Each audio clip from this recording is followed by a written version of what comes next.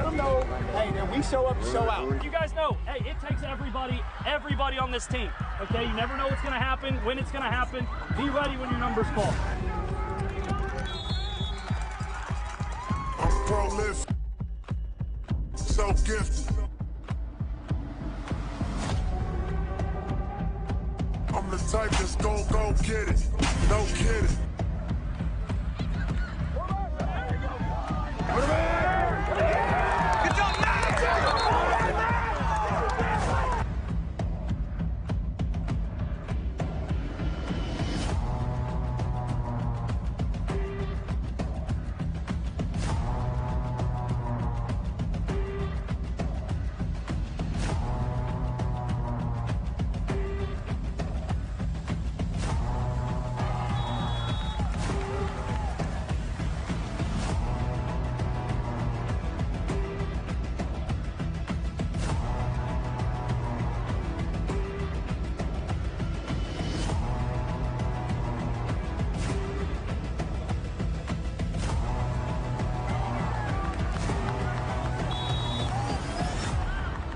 Accept your challenge.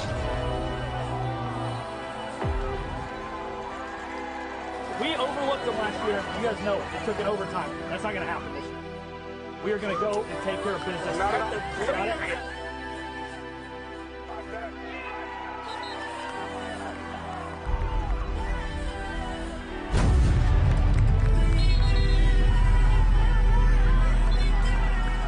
You know what time it is. Come on, here we go. Coming to you from Pop Murray Field on the campus of Heritage Hall High School in Oklahoma City, Oklahoma. This is Heritage Hall football. Victory lap.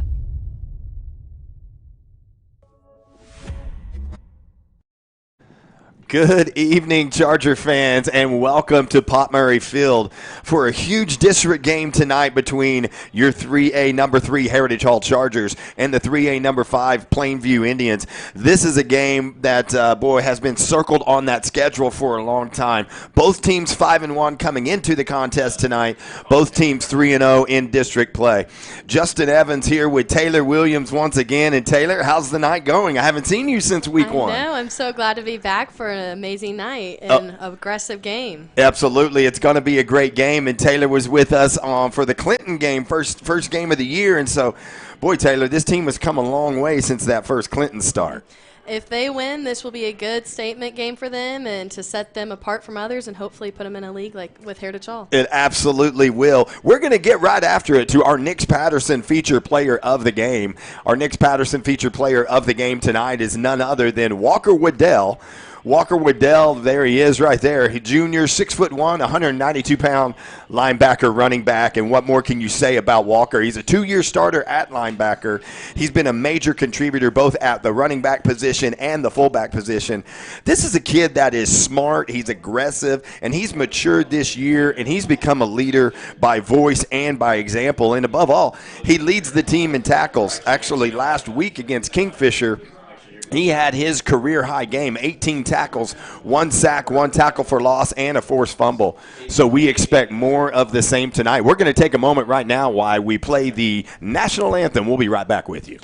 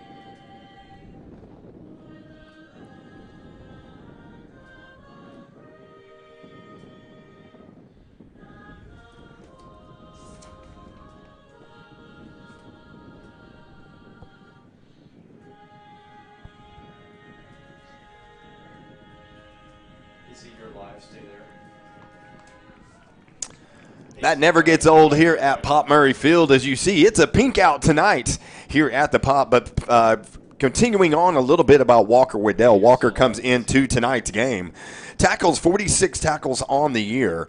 He leads the team, as we talked about, on defense. On offense, Walker Waddell, 14 carries, 35 yards on the year, 3 touchdowns. He's been running the Waddell Dozer package. We coined that phrase back in the Clinton game right here, sitting next to Taylor Williams in week 1 of Heritage Hall football. We are about 8 minutes away from kickoff. We're going to take our first break of the night, and we'll be back with the Joe Cooper Auto Group Keys to Victory. You are watching Heritage Hall football right here on the ChargerVision Network.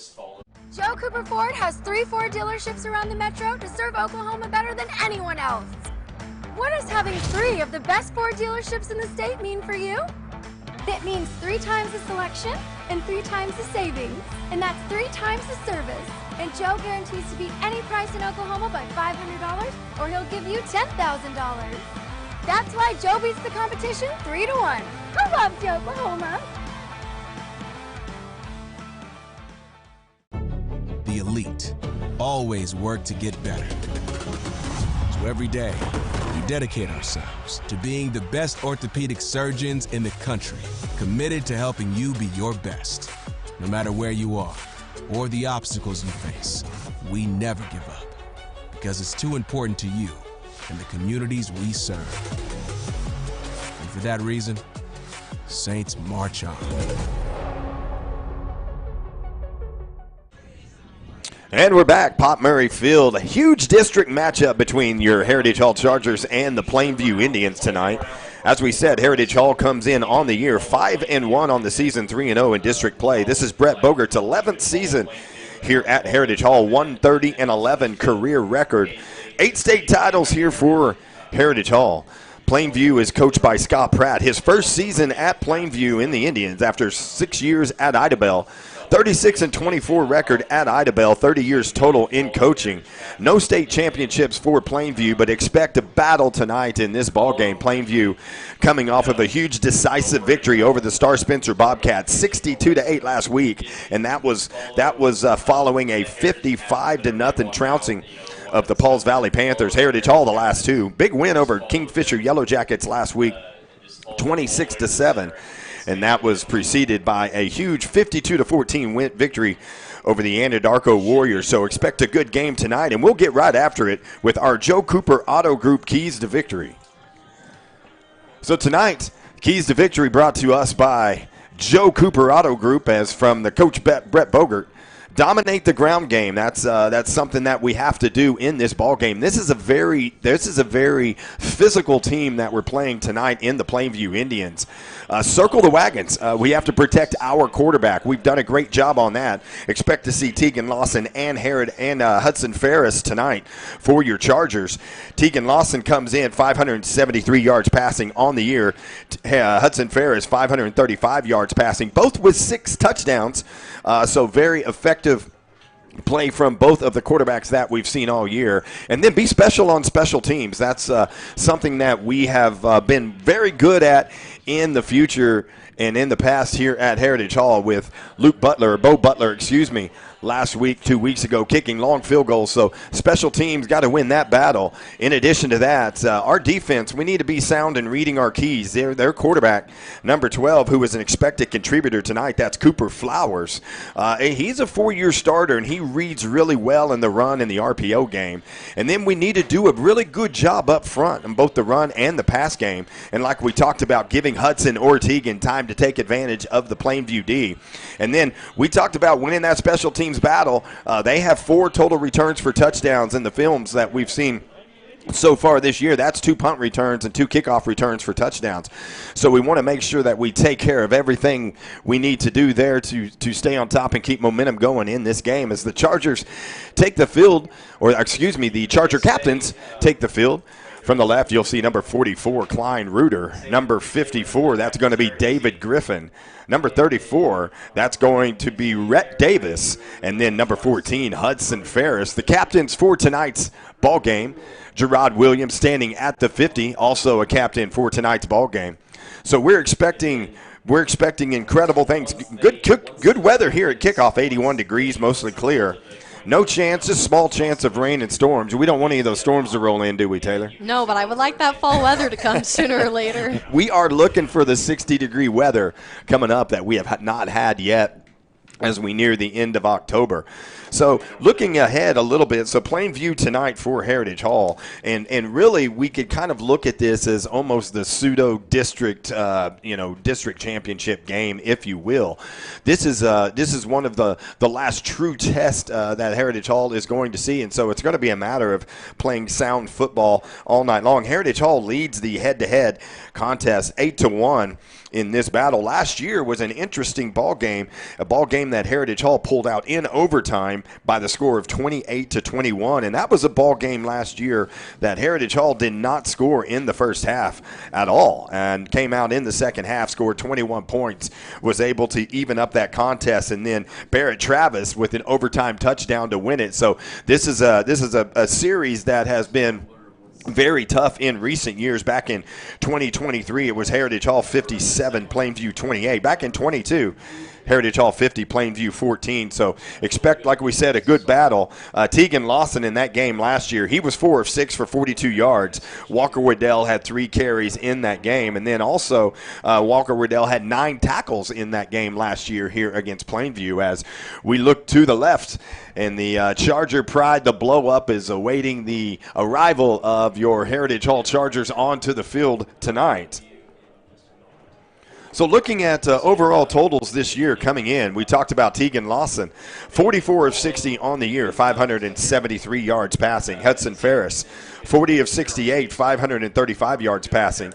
Leading rushers for Heritage Hall this year, Nash Iser has just had an unbelievable season, 54 carries, 348 yards rushing as Heritage Hall takes the field here at the Pop. We are minutes away from opening kickoff, as you'll see Heritage Hall in the pink out. All of the attire, and the guys love putting on the pink and the pink gloves and the pink spats and the pink socks and everything else. Were they? What did you guys do at school today, Taylor, with the pink out? We didn't wear too much pink, but we wore a lot of pink to the volleyball game. Okay, that's right. We had a volleyball game today, and tell us how was the atmosphere at the volleyball game? It was a tough game. I mean, they went second set. They were tied 1-1. Cassie just hounding them, but they were able to come back third, but ended up losing in the fourth. And it was a great game for them, and it would have been great if they won state, but it was an amazing season for those girls. State semifinal round for the girls. It's been a long time for the volleyball team to get there, so I'm really proud of them. Dropped a heartbreaker in the fourth set and ended the season for the volleyball team here at Heritage Hall. But what a great run. We've had some great fall sports runs already. We'll talk about some of those as we go. Also with the softball team, great regular season, and weren't able to quite get to that state tournament this year, but just a great run overall. So continuing on a little bit, Max Everett, 60 carries on the year for 271 yards, second on the team in rushing. And then the quarterbacks, Hudson Ferris, 59 yards rushing on the year. Leading receivers, Gerard Williams, 28 receptions, 432 yards, 4 touchdowns on the year. And I think the biggest stat that we see, especially saw it in the Anadarko game last week, is the takeaways this year for this team. This is a defense that is forcing turnovers, 2.8 per game. Interceptions, 9 interceptions on the year. Gerard Williams leads that, 3 interceptions for 41 yards plus a pick 6. Trip Thomas, 2 interceptions for 20 yards in returns plus a pick 6 as well. And then in addition to that, 8 fumble recoveries for this defense. So expect to see that and expect to see a lot of it. And we need to see a lot of it in order to have success against this very well-coached and very tough Plainview Indians team. So we're about to line it up to kick off. We'll do our best to see the numbers for Plainview. We'll see who's back to receive. Expected contributors tonight for Plainview. Look for number 1, Dominique Corsi. Number 2, Noah Enriquez. Number 8, Bo Brewster, the senior running back linebacker. The number 12, Cooper Flowers. He's the 6'3", 180-pound senior quarterback. 3,500 yards passing, 34 touchdowns. And then look out for number 15, Matt Chappa, 5'8", 170-pound senior running back. And then number 25, Devin Anderson, senior linebacker, 6 foot, 200 pounds.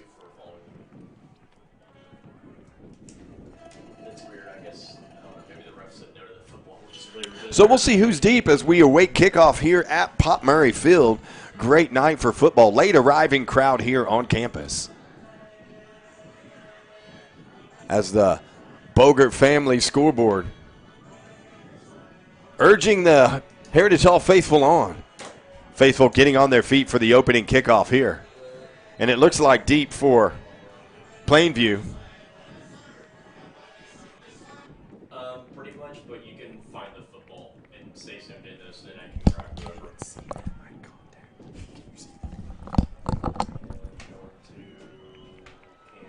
So that kick is going to be to Jet Frankham, and that was also Jaden Smith back there to receive the opening kickoff, and it is a touchback as we normally see from Bo Butler. So starting lineups on defense for your Chargers.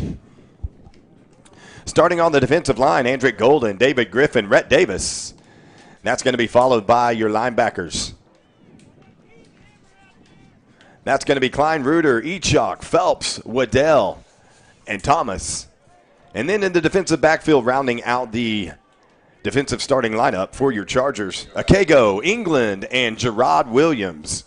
So we are underway here. Heritage Hall taking on the Plainview Indians. 5-1 Heritage Hall, ranked number 3 in Class 3A. 5-1 Plainview, ranked number 5 in Class A. And we've got a pre-snap penalty already to start the game off. This is going to be a false start going against the Plainview Indians. Cooper Flowers, 6'2", 170-pound senior, will be at the quarterback duties for the Indians. Cooper Flowers comes in, and he's a guy that has been in this system for a long time. Like we said, he reads very well in the run and RPO game, and he puts it on the money whenever he does. You're not going to see a lot of downfield passes by this Plainview Indians team, but they can't do it, and the ball is off Flowers' hands, and it's in the end zone, and it's out of the back of the end zone, and this is going to be a safety for Heritage Hall on the second play of the game. We're going to actually call that the first play of the game because the first snap was a penalty on the Plainview Indians, and just like that, Cooper Flowers was unable to handle the snap. It went off of his hands into the end zone, and there was a scrum there. The ball went out of the back of the end zone, and so that is going to be a safety for the Chargers as the referees are conversing right there at about the 5-yard line. What a great way to get the boys' energy up for this game. There's no better way to start a game than something like that, and it's also on a safety. It's just one of those plays that let's see what we're doing here.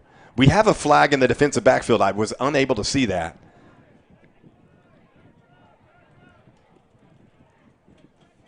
So we're gonna make the indication. The indication, it is a safety.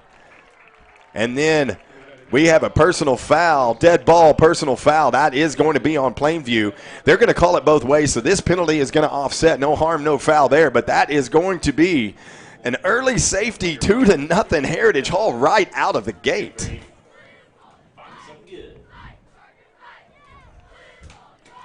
So just what the doctor ordered.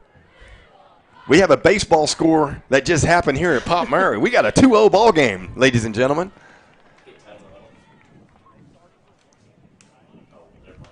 So I know that Coach Pratt over there on the Indian sideline settled the team down just a little bit. Had the pre-snap penalty on the first snap of the game. The very next snap went back to Cooper Flowers. He was unable to corral it.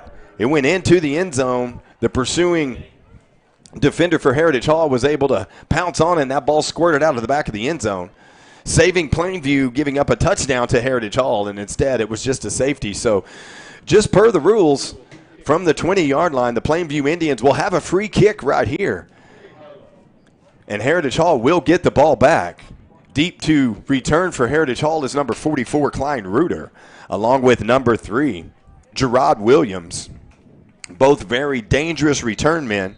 One of our keys to victory that we talked about was winning the special teams battle So let's just see if we can have a good return here and get Heritage Hall into good field position as this ball is kicked off from the 20. Nice kick. It is going to be fielded by Klein Reuter at the 28-yard line. Reuter looking for blocks. He's got one, and he's on the outside. He's up the sideline, looking to make a move and trying to make one guy miss, and he is ripped out of bounds at about the 22-yard line. So just like we said, winning that special teams battle and getting that field position, you saw it right there with Klein Reuter. Big return on the play, and Heritage Hall is in close to red zone already with their first offensive possession coming of the night. What a great catch. Got so many yards gained. Klein Reuter got that and just shot right out of a rocket. And he found an open lane. Great blocking up front for Reuter. He found an open lane, and he took advantage of it, full advantage. So this is going to be first down for Heritage Hall. Ball is at the 22-yard line. Hudson Ferris looking for Porter England out there on the boundary in the flats, and that's a nice gain on first down for Heritage Hall, a pickup of 8 on the play, and that is going to be Hudson Ferris to Porter England. So Heritage Hall threatening again now inside the red zone. This is going to be one of those games to where you've got to win this turnover battle as well, and Heritage Hall right now is on top with that. The give here is to Nash Iser.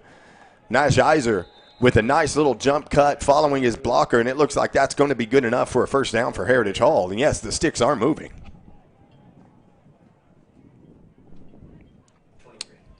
Yep, there they are. They weren't moving. As I said, they were moving, but Taylor, they were not moving. What a great way to start this game. I mean, energy's up, might get a touchdown. Oh. Instant momentum right out of the gate. The give is to Walker Waddell. A flag flies in from the backfield. This is usually an indication of holding. So this is going to, let's see there, the Heritage Hall is pointing to the other direction. We'll see if the referee is pointing in the same direction as the Heritage Hall offensive players. The flag came in early in the play. Ball sits at the 12-yard line currently. Heritage Hall with a number of substitutions coming in now. Porter England, Gerard Williams, and Nash Iser enter the game for the Chargers. That is going to be a holding call against Heritage Hall, so that is going to be a spot foul, and we'll take another look at that play, and that's Walker Riddell looking for some space, cutting it back to the middle. Holding call there on the outside near the sideline, the Plainview sideline. And so this is going to push us back to a 1st and 19 ball all the way back to the 21-yard line. Heritage Hall playing behind the chains on this drive. The give is to Nash Iser. He tries to get outside. He cuts it back in the middle. And nice play by Nash Iser. And he is tackled at about the 2-yard line. So a wonderful 19-yard gain right there by Nash Iser. He found the space and was able to get so many yards gained and almost there. Great piece of running. As we said, Nash Iser came in tonight. 54 carries on the year, 348 yards rushing. And you'll see right at the end of that play, that tackle was made there by Jet Franklin. But that was Nash Iser, and this is 1st and goal to goal for Heritage Hall. The give is to Walker Waddell. He's fighting, and there it is. Touchdown, Heritage Hall. And just like that, our Nix Patterson feature player of the game, Walker Waddell, punches it into the end zone, and that is Waddell's 4th touchdown of the year, and that comes on a 2-yard jaunt by Walker Waddell. He's on a roll, and who knows what he'll do his senior year. Good for him. There is a sideline warning on Heritage Hall, and here we have another look at it. Walker Waddell just lowered the shoulder, lowered the head, and just got behind his big beef, and that's all he did, all the way to the end zone. And there was a little fisticuffs after that play. That flag did not drop for the personal foul, but Rhett Davis took a little exception to that right there. I was a little worried that was going to become a fight. I'm not going to lie. So Bo Butler in for the point after attempt. Heritage Hall, all kinds of momentum early in this game. Looks like that is in the neutral zone. We'll see if Coach Bogert decides to go for 2 here, and that's exactly what's going to happen. This is going to be a half the distance to the goal penalty from the offsides from Plainview Indians, and just as I know Coach Bogert, he just immediately waved the offense back in there. So this is going to be a 2-point conversion attempt that's going to come at approximately the 1-yard line here for the Chargers.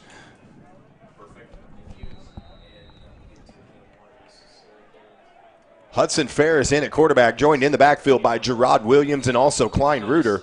Looks like Heritage Hall is going to take a timeout. Coach Bogert's not happy. He's not happy whatsoever. Looks like there were some personnel issues or some alignment issues right there. So Coach Bogert's going to take the first timeout of the night for the Chargers. And with that, Heritage Hall would like to thank 9th Street Barking Lot for their continued support. Visit them online at 9thstreetbarkinglot.com to schedule a Bark Bus pickup. Coach Kyle Gillum looks forward to spoiling your pups at his first-class facility in downtown OKC, 9th Street Barking Lot, home of the Bark Bus.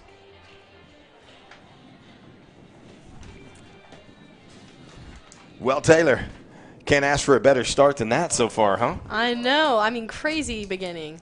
I don't know if I've seen a game. I've called a lot of Heritage Hall games. I don't know that I've seen a game start with a safety on the first play of the game. Yeah, and just seeing how Plainview's just ready, like how they are wanting to get farther in the season and coming in 5-1 and just kind of having that fumble, that was really big for them. Plainview's a team that scores a lot of points, 62 points last week, 55 points, and he rolls out. He's looking for, and he's got him. And that 2-point conversion from Hudson Ferris to Klein Reuter is good. And so Heritage Hall adds on a 2-point conversion.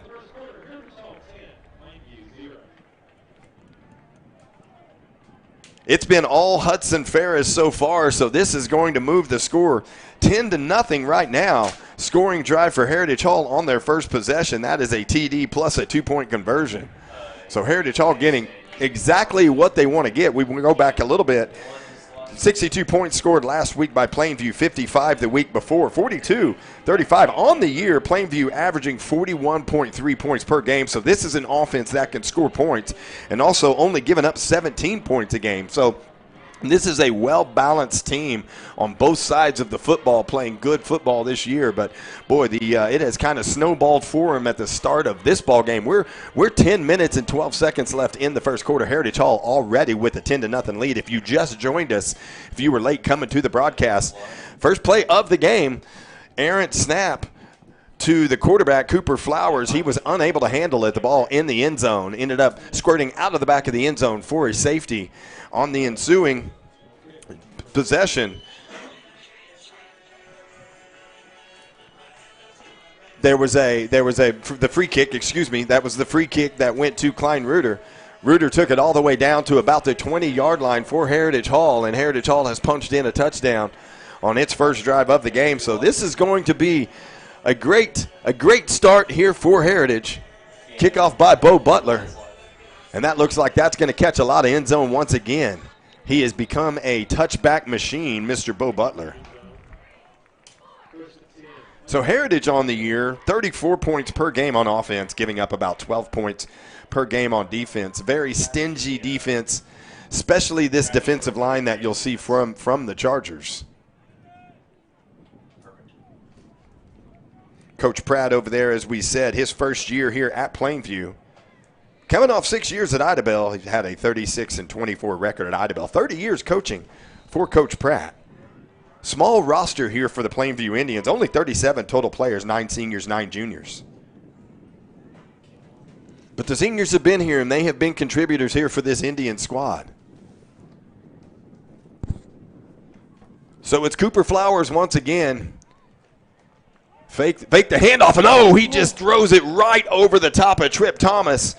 Number 1, Trip Thomas sniffed it out all the way. Cooper Flowers did a good job getting that ball just over the fingertips of Thomas. The ball does fall incomplete, but boy, that would have been a beautiful interception if Trip was able to catch that. That Trip Thomas was right in the place, and there was nobody in front of him. Here it is once again. Thomas goes up high. We'll get it, but that's okay. Thomas was just unable to corral it, but he was right there for it. So this is going to be a 2nd and 10 for Plainview, looking for some space up the middle, and he doesn't have any. He is hit initially on the play. It looks like we've gotten under the Plainview's skin, and we've gotten in their heads because we are just getting them. The tackle was made by number 54, David Griffin, on the play. There's going to be a small gain of 3, so this is going to be the third down as the Bogert family's scoreboard third down bell is ringing here for this Heritage Hall defense. This is going to be a 3rd and 7, ball sitting at the 23-yard line. Heritage Hall looking to get the ball back again and add to this already 10-0 lead. Flowers rolling to his left. He is pressured hard. He's a kid that can run on the and there's going to be a late flag that drops in. This is either going to be a defensive holding or this is going to be a pass interference here on Heritage Hall. The ball was thrown errantly. Did not look like there was a receiver anywhere close, but this looks like it's going to be marked off here against the Charger defense. We'll wait and see the call. But you saw Cooper Flowers rolling to his left. He was being pursued by Austin King. Flowers kind of throwing across his body a little bit there. Errant pass as we await for the indication here.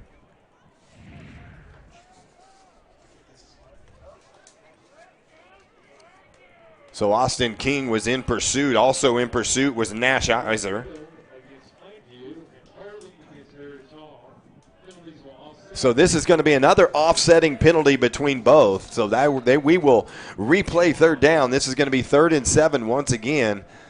Kind of Coach Boger doesn't like to see that. And when you get a third down stop and that ball is thrown out to the boundary, and that ball is, well, I thought for a second there that might be a backward pass, but it was a forward pass. Unable to come up with it. And it looks like Heritage Hall has another stop as we move to 4th and 7 here for the Indians. Heritage Hall Chargers got a good pushback right there. So Heritage Hall gets the defensive stop. Klein Reuter, this is going to be a Porter England this time, and also Gerard Williams back to receive the punt from the Indians. And just what the doctor ordered so far from this Heritage Hall defense. We looked at those key to victory. We needed to dominate the run game on both sides of the ball, and we've seen that so far. Nothing from Plainview, and that ball is kicked very, very low. That's usually one that might bounce off of one of your players, and everybody needs to scream, get away, get away. That ball only got about 7 feet off the ground. And so that's going to be downed at the Heritage Hall 49-yard line, so another short field here for the Heritage Hall offense. So Heritage Hall's second possession of the game for the Chargers. Already with a 10-0 lead, 9 minutes left here in the first quarter.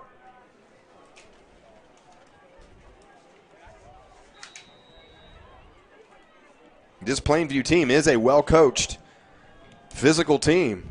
But right now, Heritage Hall taking the fight to him. Give right here, Nash Iser. Nice patient run there by Nash Iser, waiting for the blocks to line up. But there is a flag in the backfield. This is probably going to be another holding call here against the Chargers.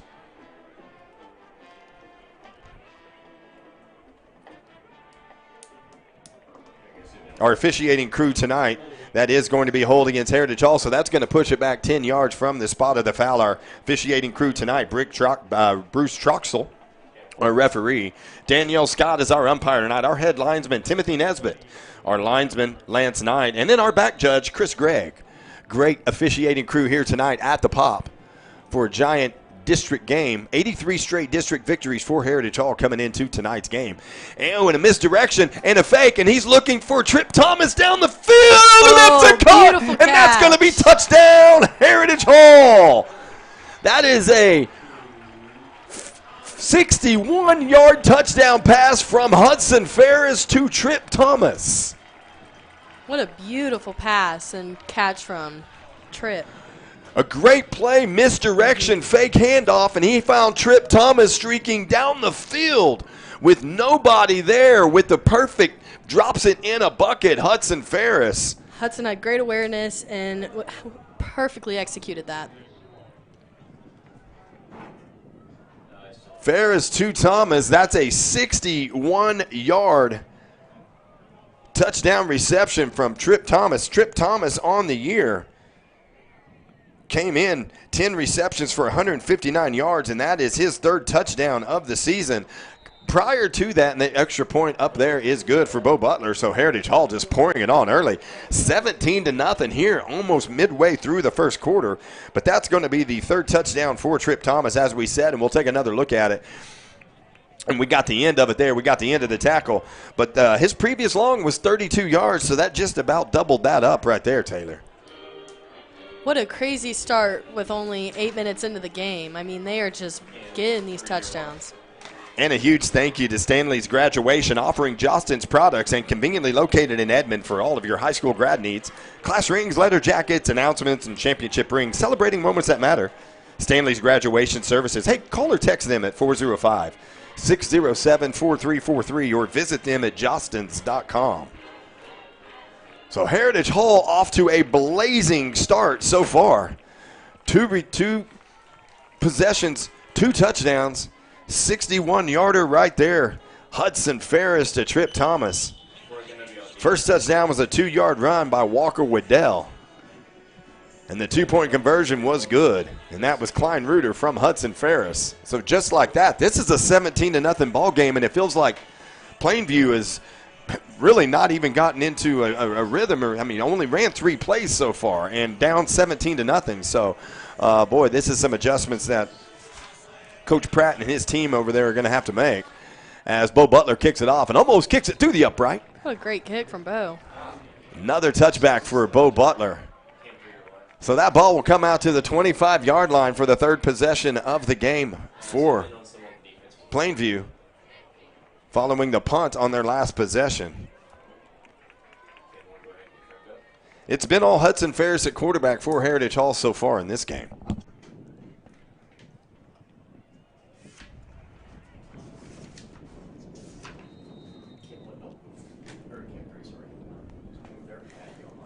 Actually, what I can see is that Tegan Lawson is out. He is on the sideline and wearing a white jersey. Well, that would explain why Hudson Ferris has had all the action tonight. You are exactly right. Tegan Lawson is in the other color jersey, and that is a give over the left side, and there is nothing. He is hit hard by Andrick Golden for no gain on the play. Actually, that's going to be a drop for a loss. That's going to be a TFL. Tackle for loss for Andrick Golden, but we're going to get a personal foul face mask on Golden. That is the 3rd personal foul penalty tonight for the Chargers. Now, this is the only one that has cost the Chargers, with the other 2 being offset against the Plainview Indian player.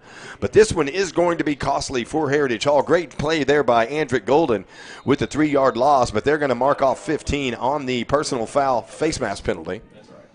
So that'll move the ball up to the 33-yard line for the Indians here with about 8 minutes and 31 seconds left in the first quarter. And that give is to the running back there. Nice hard run there by the Indian running back, and that's going to be Jet Frankham. Great piece of running there for Jet Frankham.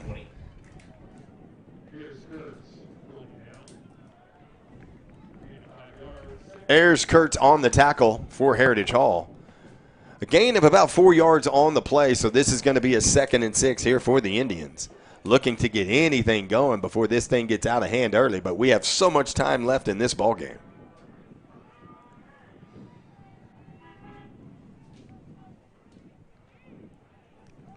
That was Jaden Smith in motion. The give is to Jet Frankham once again. Nothing on the play, no gain whatsoever. Austin King on the tackle for Heritage Hall. So this is going to bring up another 3rd down for the Eddie Bell and the Bogert family scoreboard. This is going to be 3rd and 6 for the Indians. Heritage Hall looking for another 3 and out. I guess you can't really be 3 and out because we did have the 15-yard penalty, but Heritage Hall looking to get off the field again real fast here. Give this high-powered offense the ball once again. Jaden Smith in motion. The give is up to Jet Frankham. Kind of a surprising call right there, seeing the stinginess of this defense that we've seen so far. Yeah, they just keep running down that middle, and I mean, they got to switch something up because our defense is just hounding them down. Only 2 passing attempts so far for the Indians quarterback, Cooper Flowers, and this is going to be another punting situation for the Indians. Looking to give Heritage Hall the ball back once again. Porter England, Gerard Williams back to receive the punt. 2nd consecutive punt here for Plainview, following a safety on their first possession. This one's off the side of the foot, and this, we're going to see where they mark this out. This might be at about the 49-yard line, and that's exact. Oh, he's moving back up. Let's see where they're going to mark this. And that is going to be at the 46-yard line, so another short field here for this Heritage Hall offense.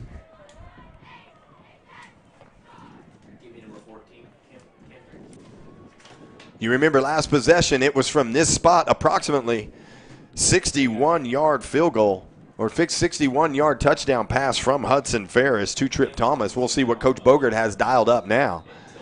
Stacked receivers on the near side here. Trip Thomas stacked by Gerard Williams. Nash Iser in the backfield with Hudson Ferris. The give is to Iser up the middle. Nice hole. Good piece of blocking by the Heritage Hall line, and Nash Iser, after contact, picks up another 3 or 4 yards, and that's going to be good enough for a Heritage Hall first down. Nice, strong run there by Iser. What a great push through those defenders from Nash. Andrick Golden, great job blocking right there on that play. And here's another look at it. The give was to Iser right up the middle. And that was Walker Waddell filling in on the linebacker as well. So great play. And this ball is snapped over Hudson Ferris's head. He's just going to fall on it.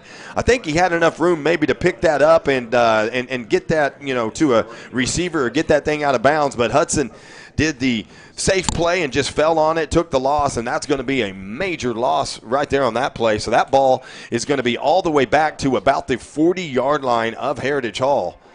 We're going to call this a second and looks like about 28 yards here for the Charger offense. With the errant snap over Hudson Ferris's head. He was unable to corral it and just fell on it. And that pass is to Gerard Williams. That was on the wide receiver screen. The ball was thrown a little high. Williams unable to come up with it.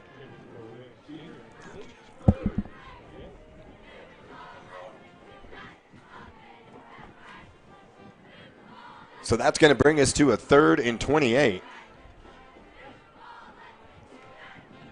Here for the Chargers. So far, touchdowns on 2 possessions, 2 offensive possessions for the Chargers.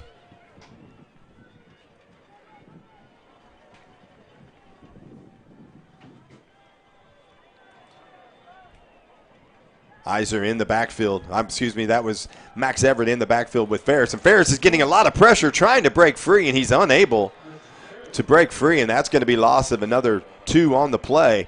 Typically, Coach Bogert is always 4-down territory, always going for it on 4th down, but even Coach Bogert's not going to go for it on a 3rd and 31 or 4th and 31. So that's going to bring in the punting unit for the Chargers here on possession number 3 for them, leading this game 17-0. About 4 minutes left here in the first quarter. Deep to receive for Plainview. That is number 4, Jet Frankel. Bo Butler back to kick to the Indians. Nice kick by Butler, and that ball just keeps going. And it is fielded, and the ball's on the ground, and it is right there. We're going to see. Oh, it was able. Jet Frankham, that ball was able to get right back and bounce right up in his hands as a pursuing defender from Heritage Hall was right there on top of it. Klein Reuter was so close to that. So that is going to be Indians football, but boy, they dodged a bullet right there. They dodged a bullet, Taylor. There's no doubt about it, but they are going to be stuck deep into their own end of the field again. This possession is going to start at about the 10-yard line here for Plainview. Almost disaster once again for the Plainview Indians. Looking to get anything started here in this fourth quarter, or here in this first quarter. Cooper Flowers all the way at quarterback for the Indians, rolling to his right, throwing back to his left, and that is a dangerous one, and that is picked off. What an interception by Tripp. Trip Thomas for the Chargers. That is interception number 10 on the year for this Charger defense. We talked earlier about these takeaways for this Charger defense, averaging almost 3 takeaways per game, and you'll see it right here. Trip Thomas was not fooled, and if you remember earlier in this game, he was also not fooled on a play, and the ball was high, and it was just out of his grasp. But that one, not so much. He went up and got it, and so that's going to be first down Heritage Hall, first turnover on the night for for Plainview. So Heritage Hall is going to get it at the 28-yard line, threatening once again here with 4 minutes left in the first quarter. Hudson Ferris looking for Trip Thomas again, and the ball is caught. Touchdown! What a great play, Hudson Ferris to Trip Thomas. Either way, you couldn't get much better. You can't ask for a much better throw from Hudson Ferris, and you can't ask for a much better catch from Trip Thomas right there for Heritage Hall. I mean, that had to be probably one of Hudson Ferris's best throws he's ever had. That was amazing. Hudson Ferris, an incredible job, incredible pass, great protection from the line, and he finds Trip Thomas for the second time tonight. Trip Thomas, a 61-yard touchdown reception already in this game, and now adding a 28-yard touchdown reception here to expand this incredible Heritage Hall start. Got momentum on the first play of the game and have not yet relented for 1 second here on the offensive side of the ball. Kick is up, and it is good. I'm going to tell you, Trip Thomas is putting his hat into the ring for player of the game. 2 touchdowns and an interception already for Trip Thomas. And that moves the score to 24-0. It is all Heritage Hall early on in this game. The tempos of the Chargers are really electric, and if they can keep that momentum up, it looks like we're going to have a good night. 3 Points Land is proud to support the Chargers, and the Chargers are proud to have them on our team. 3 Points Land is leading the industry in land services for energy innovation. Visit 3pointsland.com to learn more.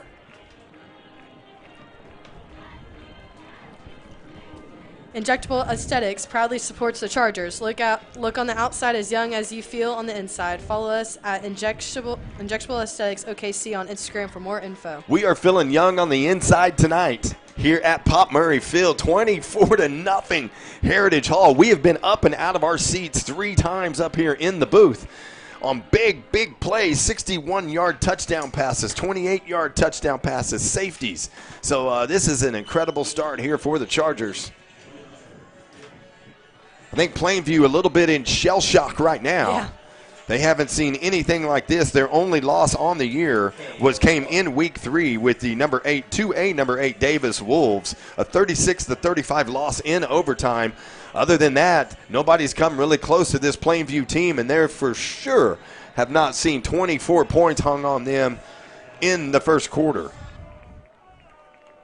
Heritage Hall's a team that has just gotten stronger and stronger as we went. We talked about how they got to 5-1. That was a 30-0 win over Clinton Red Tornadoes. That's starting the season. Tough loss to Lincoln Christian on week 2, losing that one 35-6. But since then, it has been all Heritage Hall all the time. 43-6 over Millwood, 48-12 over North Rock Creek, 52-14 over Anadarko, and last week 26-7 over the Kingfisher Yellow Jackets. So Heritage Hall hitting their stride. Hitting an amazing stride right now here in this very tough district game. Like we said, Heritage Hall, 83 straight district wins. Have not lost a district game since 2013. Yes, you heard that right. That is 83 straight. Number 1 active streak in the state of Oklahoma. That's a fake handoff to the back. And that is Cooper Flowers keeping it around the left. And, boy, he got hit hard right there. Klein Reuter on the play. Klein Reuter, not the biggest kid out there in the world, but he might have the biggest heart of anybody on that field. Klein Reuter comes in 5'9", 160 pounds, but he can absolutely come lay the wood. So 2nd and 8, small short gain of 2 on the play. The ball is at the 22-yard line, approaching the 3-minute mark here in the first quarter. Boy, this has been about a 35, 40-minute first quarter so far in the give, and he finds an opening on the outside. And you see right there the elusiveness and the speed of Jet Franklin. So finally a first down for Plainview and something for the Plainview faithful across the field to cheer for. Got a good tackle by Ayers Kurtz. That was a good tackle. So that ball is going to be pushed up all the way to about there is a flag on the play. A late flag at the end of that play, so we're going to see what this is about as we await the indication from Mr. Bruce Troxel as they discuss it there. Flag came in late at the end of the play. The flag is sitting at about the 50-yard line. So as of right now, this is going to be a first down for Plainview, approaching Heritage Hall territory.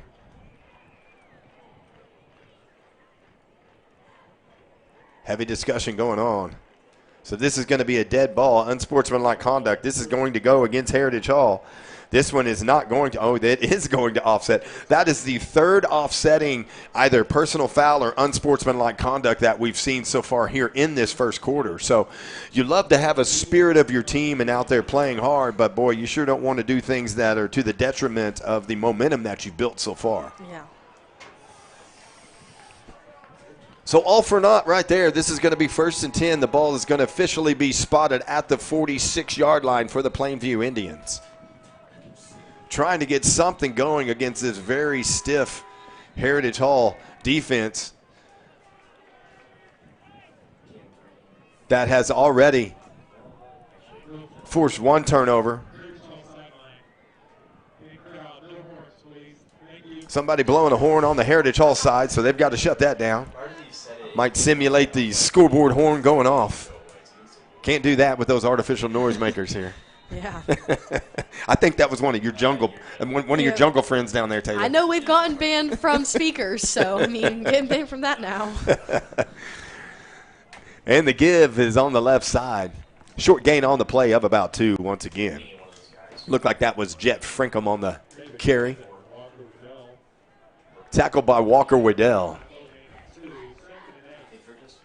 Walker Waddell having a great night. He had a career night last week against Kingfisher. 18 tackles, 1 sack, 1 tackle for loss, and then forced a fumble. So Walker Waddell had no problem having a ball game last week against Kingfisher. Looking to do the same thing again tonight as we come to 2nd and 8. Ball's up to the 48-yard line. The fake, and Flowers is going to keep it right up the middle. Nice play. Some misdirection going on here with the Plainview Indians. They've changed it up just a little bit. Not just the straight handoffs in the inside run game like we saw in the first few possessions with Jet Frankham. Cooper Flowers getting involved in the running game now. The 6'2", 170-pound senior. So that's going to be another first down for Plainview on the move here on their 5th possession of the game. The prior one, safety, 3-2 punts and an interception thrown by Flowers. So this is Flowers again. He's going to give it this time to Frankham, and he runs into Walker Waddell, Rhett Davis, and Porter England, all 3 of them, and you're not going to move an inch. You're not going to move any of those guys 1 inch. So hit initially by Walker Waddell. When you get in front of those 3, they're going to nail you to the ground, and you're not getting out of that. And you saw that right there, nothing for Jet Frankham. That's going to be a loss of 2 on the play, so that's going to push us to a 2nd and 12. Ball's back at the 45-yard line here for the Indians. The effective plays that we've seen so far is some of those misdirections, fake handoffs, the keeper by Cooper Flowers. And also we did see Jet Frankham get on the outside, pick up some good yardage here on this drive. But right now it's a 2nd and 12 playing behind the chains for Plainview. And this is going to be a pre-snap penalty. This is either going to be this is not going to be an offside. This is going to be a false start here on the Indians. So it's going to move it back 5 yards, and this is going to push it back to 2nd and 17 now.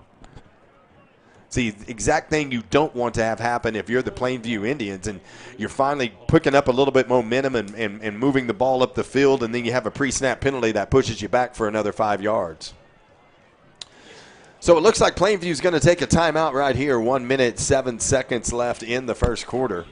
I hope you're not just joining us because you have missed some fireworks so far. An incredible start for Heritage Hall. And we would like to give a big thank you to another proud supporter of our Chargers, Dr. Joshua Blue Spears. Hey, do you want to perform at optimum level? Come join the million other high school, college, and professional athletes and get adjusted before or after the game. For more info, follow us at JBS_chiropractic on Instagram.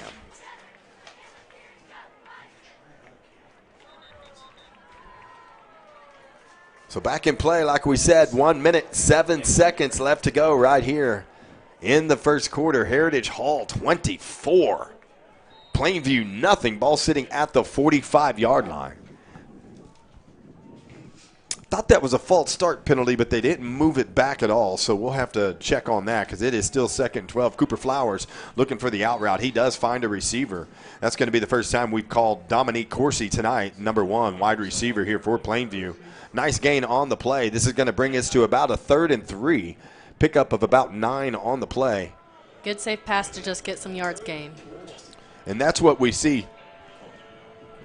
They called timeout. That's exactly right. So they called timeout on the Plainview Indians. So there was not a false start penalty there. That was a timeout called. So it is going to be 3rd and 3 here for the Indians. Ball down to the 36-yard line. You think this is probably 4-down territory here for Plainview. And the give, oh, that's a nice piece of running there by Jet Frankham. He was met in the backfield. They got a piece of the jersey, but he was able to get away, and that's going to be good enough. And enough for another Plainview first down. He found an opening and shuffled his way through that to get a first down. Very athletic run there for Jet Frankham, who looked like he was dead in the water for a 2-yard loss, but able to break free. So fresh set of downs here for Plainview. Ball down to the 25-yard line. We're approaching 30 seconds left here in the second quarter. The give is to Frankham again, and he's not getting away this time, not by Rhett Davis. Rhett Davis did not just grab a jersey right there. He grabbed an entire man and threw him down. So that is going to be no gain on the play. This is going to push us to 2nd and 10 here for the Indians.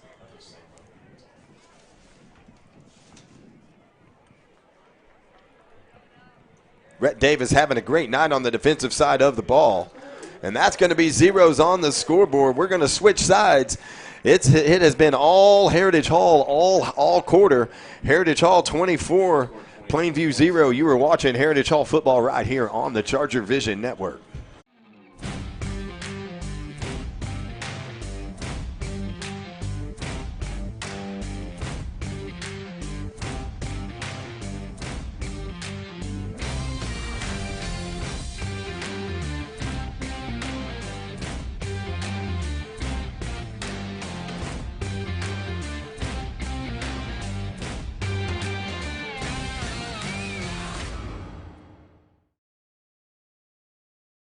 When you walk into this room, who you have beside you matters. Experience matters.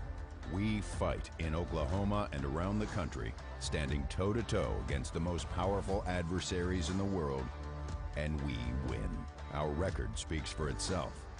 Our verdicts and settlements speak for themselves, and we want to fight for you. Nix Patterson, Oklahoma attorneys with world-class experience. Yes. And we are back. What a first quarter of action here at Pop Murray Field. It's all that you could have asked for, all that you could have wanted for this Heritage Hall squad. 24-0. Man, I hope you didn't miss this first quarter, but if you did, you know you can go watch on demand at any time on the NFHS network and also on our YouTube channel. We invite you to go back and watch the games and cheer on our Chargers. Leave some comments in there if you're watching on YouTube right now. We love to see any comments that you have. And tell us where you're watching from. Tell us who you're rooting for. And if we get those notifications, we'll get you on air. We'll talk about you, and we'll let everybody know that you're supporting your Heritage Hall football. So that's going to be a short gain on the play. That was a 2nd and 10 play. There's a late flag that just came out. This might be a sideline warning. Let's see what this call is. Yep. Sideline warning against Plainview. So usually when that flag comes out before anybody's set, that's exactly what it is. So sideline warning on Plainview, but that's going to still be a 3rd and 6. Ball on the 21-yard line as we talked earlier. This is probably 4-down territory for Coach Pratt, trailing 24-0. Out of field goal range for the Indians kicker. So Cooper Flowers joined in the backfield by Jet Frankham. The give is to Frankham getting outside. He has a lot of room. He cuts it back to the middle, hit at the goal line, and that's going to be touchdown. Plainview, nice impressive drive for Plainview. That's a 21-yard touchdown run by Jet Frankham.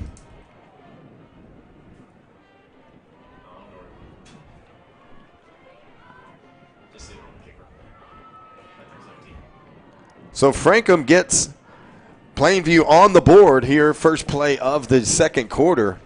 Nice sustained drive here by the Indians. Saw a couple of different plays getting Frankham outside. They've had no luck running on the inside run game. Getting out on the corners, they found a little bit of luck on that drive, or a little bit of success, I should say, on that drive. And here for the point after attempt is going to be Henry Harlow. Kick is up, and it is good. So that'll push the score to 24-7. First sign of life here for Plainview on the first play here of the second quarter. I mean, these quarters, we're just starting off so strong. Fireworks. There's just fireworks on every single play, you know, starting off. So very, very exciting game so far. Hey, Charger fans, Charger Cross Country hosted a large field of competitive schools last week in the Charger Invitational. The Charger women captured the team title paced by first-place senior runner Sloan Travis. The men rested their top trio and still finished a respectable 8th place in the large field. The Hall is hosting the Class 3A Regionals on Saturday with solid chances to qualify for state on October 25th. I mean, do we have anybody that doesn't qualify for state, Taylor? I mean, for real. But shout out to Sloan Travis. She is on fire this season. I mean, this girl just joined this season this year, and I mean, she should have been on the cross country team freshman year. Where has she been? I don't know. She is crazy, and it's amazing for this cross country team because she is leading the girls every week. Wow, so we've had cross country now that is, headed to state. We've had volleyball who was competing in state and state semifinals. We had softball that was hosting a regional here on campus. I mean, these are just the fall sports. We know we're going to get a deep run here with Heritage Hall, and hopefully another district championship. So just so much success around campus right now. Okay, so here to kick it off, deep to receive for Heritage Hall. Looks like it's going to be Gerard Williams, of course. And I think that's that's Nash Iser back there with him, with Gerard. Deep to receive. We've seen Klein Reuter back there. We've seen Porter England back there. Right now it is Max Everett. So 24-7 lead for the Chargers. Kick is up. It is going to be returnable. Oh.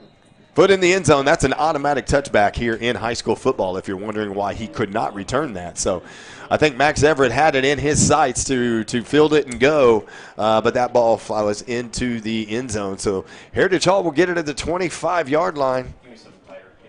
Starting their 5th possession, touchdown, punt, touchdown so far for this Charger offense. Like we said, next week, Chargers here at the Pop, facing the Pauls Valley Panthers, and then going to Purcell, and then finishing up the season right here once again at the Pop against the Star Spencer Bobcats. That's going to be senior night. Please join us here on campus. If not, always turn on the YouTube channel. Watch us on YouTube. Watch us on the NFHS network. It's ChargerVision. It's Charger football. Hudson Ferris looking for Trip Thomas out on the side. Nice open field tackle there by Jet Frankham for the Indians. That is to Porter England. Excuse me, that was not Trip Thomas. That was to Porter England.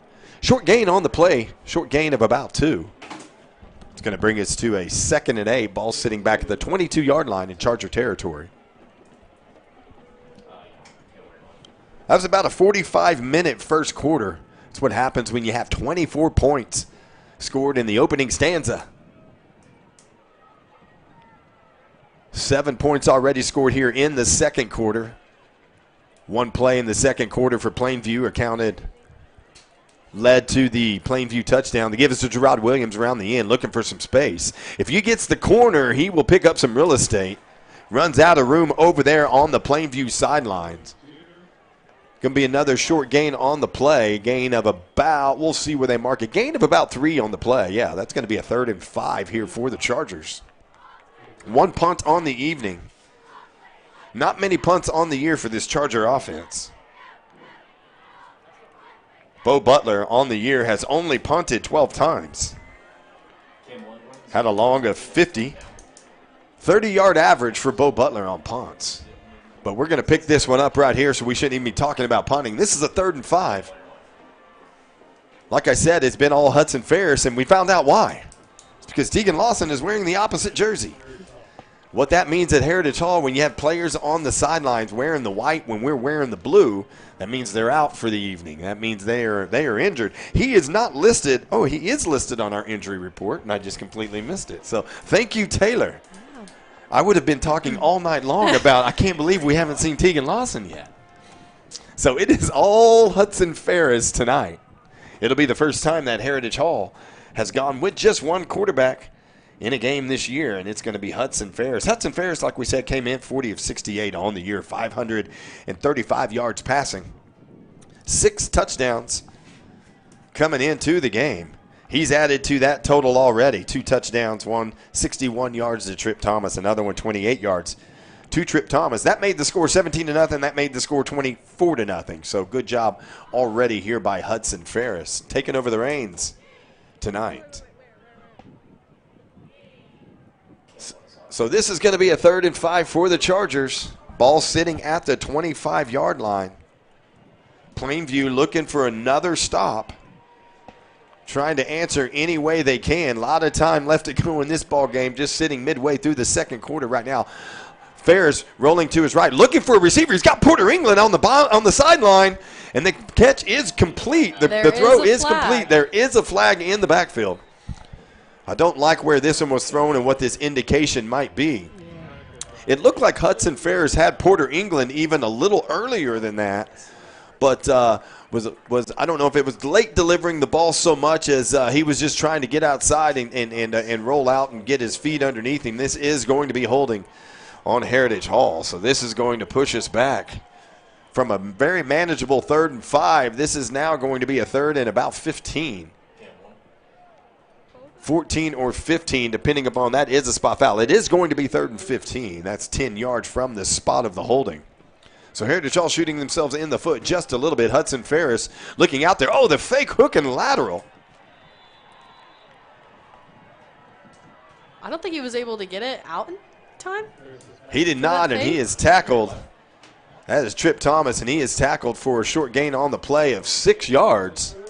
So this is going to be Bo Butler on to kick once again here for the Chargers. Second punt of the night upcoming. So it looks like they were setting up what we call the flea flicker, the hook and lateral. Unable to pitch it to the streaking, I don't know if that was Gerard Williams that they were trying to get it to. I think it was, yeah. So it's going to be a 4th and 9 here for the Chargers. And that is a high snap. Good job by Butler to field it. Kind of a rugby-style kick. Just kicks it low. Low line drive. Gets a good Heritage Hall bounce. And so that's going to be down at about the 45-yard line. So another short field here for Plainview. Good field position for the Plainview offense. Trying to get clicking and on point right here.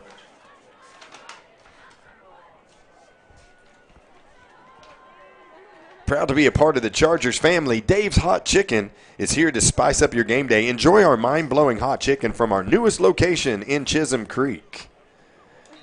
Dave's Hot Chicken, what a great sponsor here, as of all of our sponsors here for ChargerVision. Thank you so much for your support of Heritage Hall football. We couldn't do it without you. So this is a 1st and 10 for the Indians. Ball sitting at the 35-yard line. 9 minutes. 16 seconds left to go here in the second quarter. Flowers rolling to his right. He's in pursuit by Echok. Unable to get to him. He tucks it and runs. And that's going to be a nice gain on the play.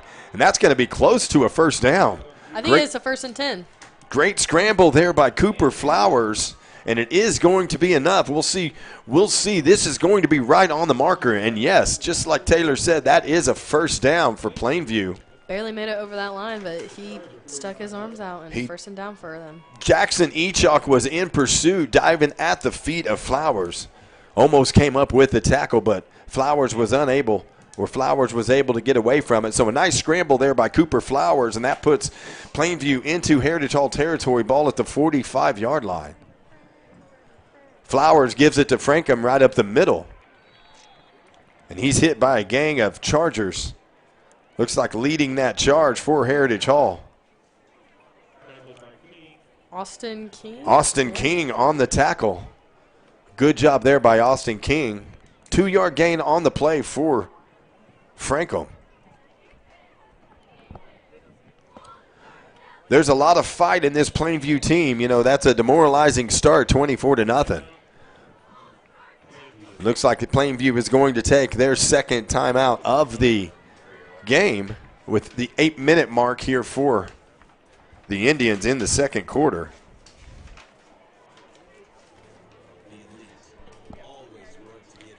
Recently, Charger Cheer made a statement at Tulsa Union capturing the 2025 Class 5A state championship. It's the program's 5th competitive cheer title to go with last year's game day championship, and it's Heritage Hall's 105th team state championship. The cheerleaders are already hard at work prepping for game day regionals on November 8th at Stroud High School. 105 team championships. Boy, what an amazing stat that is. I went down there and watched them, and oh my gosh, they were just perfection. It was incredible. I've never seen it. My mom went, and she was like, I haven't seen them do this well in at least 5 to 10 years. So last year was a game day championship. This year it was the cheer title, and now they're headed to the game day to defend the game day title. Yeah, correct? the competitive ones where they do the stunts, and then game day is just like the little cheers they do on the sideline. The routines. Yeah. It's okay. Wow, that is amazing. Congratulations to the Charger cheer team, and we wish them the very best as they prep for the game day regionals on November 8th at Stroud High School. You've got to go out there and support our Heritage Hall cheer. And that's a give there. That's a nice run. One of the first times we've called him tonight, that's Jaden Smith on the carry, following the handoff from Flowers. Jaden Smith seems to be the lightning of the two. That was a quick shake and bake type runner. Gain of 2 on the play, so this is going to be a 3rd and 4. Bogert family bell. Yeah, they're ringing it. That's the Bogert family scoreboard 3rd down bell going off right now. Let's get a big stop here. 3rd and 4, ball on the 39-yard line. Flowers with the fake handoff. Actually, he gives it right there to Franklin. Good piece of running by Franklin. Plainview controlling the line of scrimmage right now on the run game. That's going to be another first down for the Indians. On the move once again, scored a touchdown on their last possession. That was a 20-yard touchdown run by Franklin to move the score to 24-7. Trying to add to that total right now as the ball is approaching the red zone here in Heritage Hall territory. So this is going to be a 1st and 10, ball at the 32-yard line. Flowers looking to put it up, getting some pressure, has an open receiver, and this is going to be a flag on the play. They're going to get Porter England right here with a pass interference call. Looked like there was a little bit of the jersey tug as the receiver was streaking away just a bit. The pass was overthrown too far. But Heritage Hall is going to get caught right there with the 15-yard pass interference call, and this is going to move Plainview inside the red zone. Inside the Heritage Hall red zone, ball is going to be marked at about the 18-yard line here for the Indians. One of the first downfield pass attempts that we've seen from this Indians team tonight. They are more a team that uses a lot of underneath routes, a lot of screens, a lot of out routes. But nice touch that we've seen from Flowers when going downfield. As a give here is to Franklin once again. Nice gain on the play. Looks like they'll give him 5 yards on the game. So that ball's going to be down to the 12-yard line. Heritage Hall defense looking to bow their necks right here. Stop this momentum drive here by the Indians. It's going to be a 2nd and 5.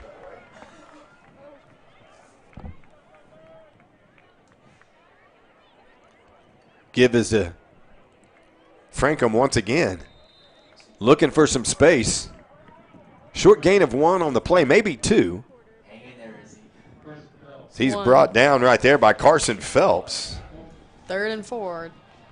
So gain by 1. First time we've called Carson Phelps' name tonight. So, yes, that's a 3rd and 4.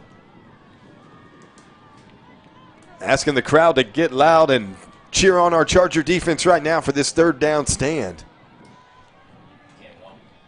We'll see what Coach Pratt elects to do over there. Keep the ball in Frankham's hand or have Flowers find one of his receivers, and he pump fakes it, almost loses the handle on it, scrambling for anything he can get right now. He is swarmed under. There is a flag on the play. I mean, the pressure that he had. Oh, my gosh, he was going all over the place. It looked like on the pump fake that he almost lost grip on the ball. Yeah, it looked like he was about to pass it. I think he was, and then one of our defense players got the guy. So we'll see what this flag is here. It came out early. And it looks like it's being marked off against Heritage Hall.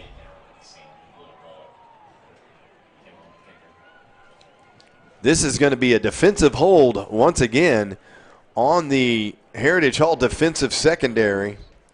So this is going to be a 1st and goal to goal for Plainview. Ball sitting at the 5-yard line. Another nice, impressive drive by this Indian offense.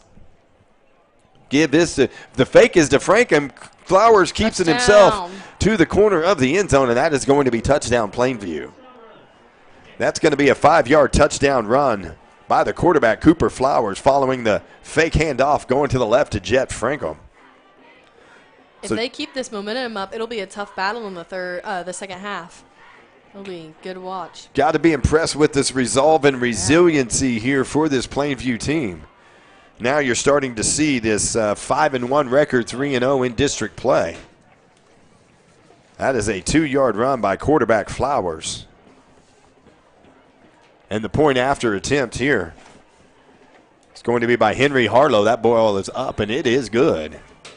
So just like that, we've got a 24-14 game. 14 unanswered points here for Plainview in this second quarter. So it's a tale of 2 quarters right now. 24 points in the first quarter for Heritage Hall, 14 points in the second quarter for Plainview. And we would look at that replay, but, you know, we don't want to look at those replays. I love. We call them the save crew. we're going to actually call them the A-team. The crew with us tonight, directing and producing. I mean, we've got some old school. Max Chard, class of 21, and we also have Alex Wynn, class of 20, producing and directing tonight in the booth with us. These guys are doing a phenomenal job, and always good to have the alumni come back and contribute. And I know they love being here, and they love being a part of this program and part of the community and the family that is Heritage Hall for many years to come. So we appreciate you guys being here. Great job tonight up here in the booth. Witnessing a good ball game. 5 minutes left here in the second quarter. 10-point lead now for Heritage Hall. Originally it was a 24-point lead. Felt much better about that. But you know, Coach Bogert's going to look to put any points on the board that he can in any way. Let's just one timeout left here in the second quarter for Heritage Hall. 5 minutes, plenty of time for this offense to get down, put some more points on the boards before the half.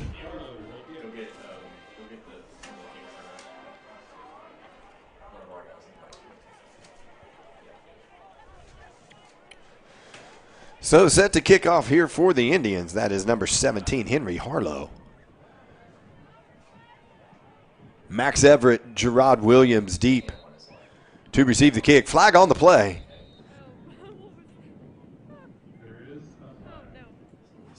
This is going to be a delay of game on the Plainview Indians, so they will move that back 5 yards and kick it again. Trying to get the ball in the dangerous hands of Gerard Williams. Back here, him and Max Everett are switching sides, trying to get a read for where this kick is going to go. Either one of those guys with the ball in their hands are very dangerous. I mean, it feels like every other play is a flag. I mean, it's constant flags this game. A lot of flags dropped so far. We've seen a lot of personal fouls. We've seen some offsetting, unsportsmanlike conduct. So it has been a fairly sloppy game so far here in the first half. Oh, my gosh, Klein Rudo's hurt. Yeah, it looks like Klein Reuter has his pads off. We'll have to get an update on that. That kick goes to Max Everett. Everett takes it up the field looking for something. He's got a little bit of a crease right up the middle. He keeps those legs going, and that's going to be up to about the 38, 39-yard line is where he will be tackled. So, yeah, we do see Klein Reuter on the sidelines in a sling without the shoulder pads on, so that's going to be the end of the evening for Klein Reuter. We'll try to get an update at halftime. See what's going on with Mr. Reuters. Dr. J.T. Glomstead is over there, having a word with him, talking to him. So this is going to be 1st and 10 for the Chargers. Ball on the 39-yard line.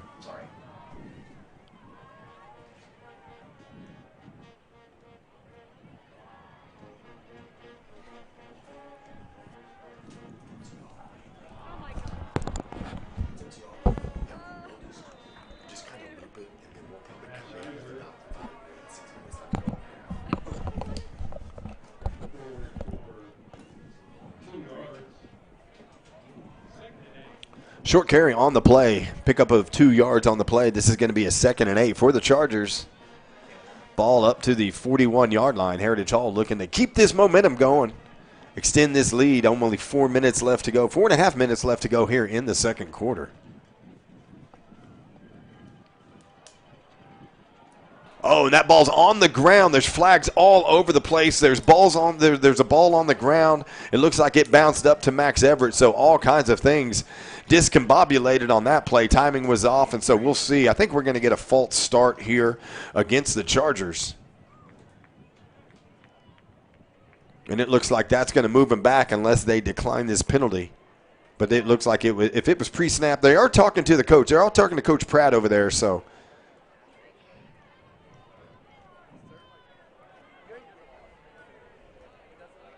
A lot of discussion tonight.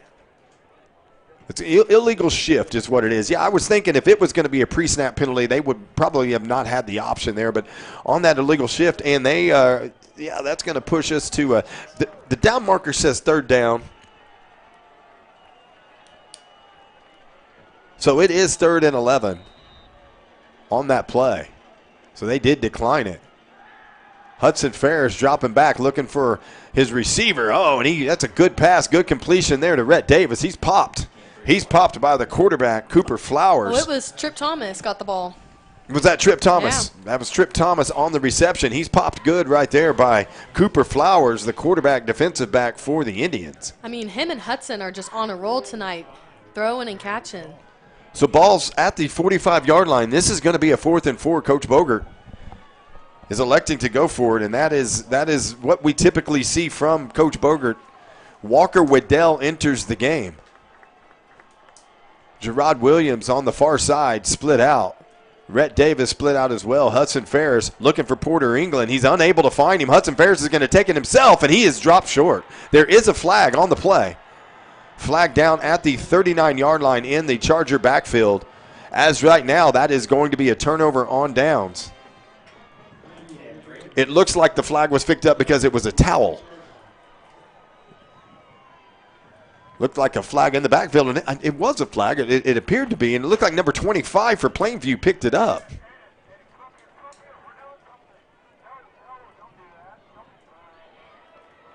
So it is going to be a 1st down for Plainview. That must have been some towel or of sort. So this is Plainview taking over on downs. Ball at the 46-yard line. Game getting interesting. 3 minutes left to go here in the half. Plainview has already scored 14 points, 2 touchdowns here in this second quarter. Flowers fakes it, looking downfield. He's got a receiver open. He overthrows him. The receiver did have Okego beat, had a couple of steps on Okego. That was Dominique Corsi. Flowers unable to hit him downfield, led him by about 3 yards too much, so crisis averted there for the Heritage Hall defensive secondary. What a powerful throw by Flowers, but the receiver was just a little delayed for it.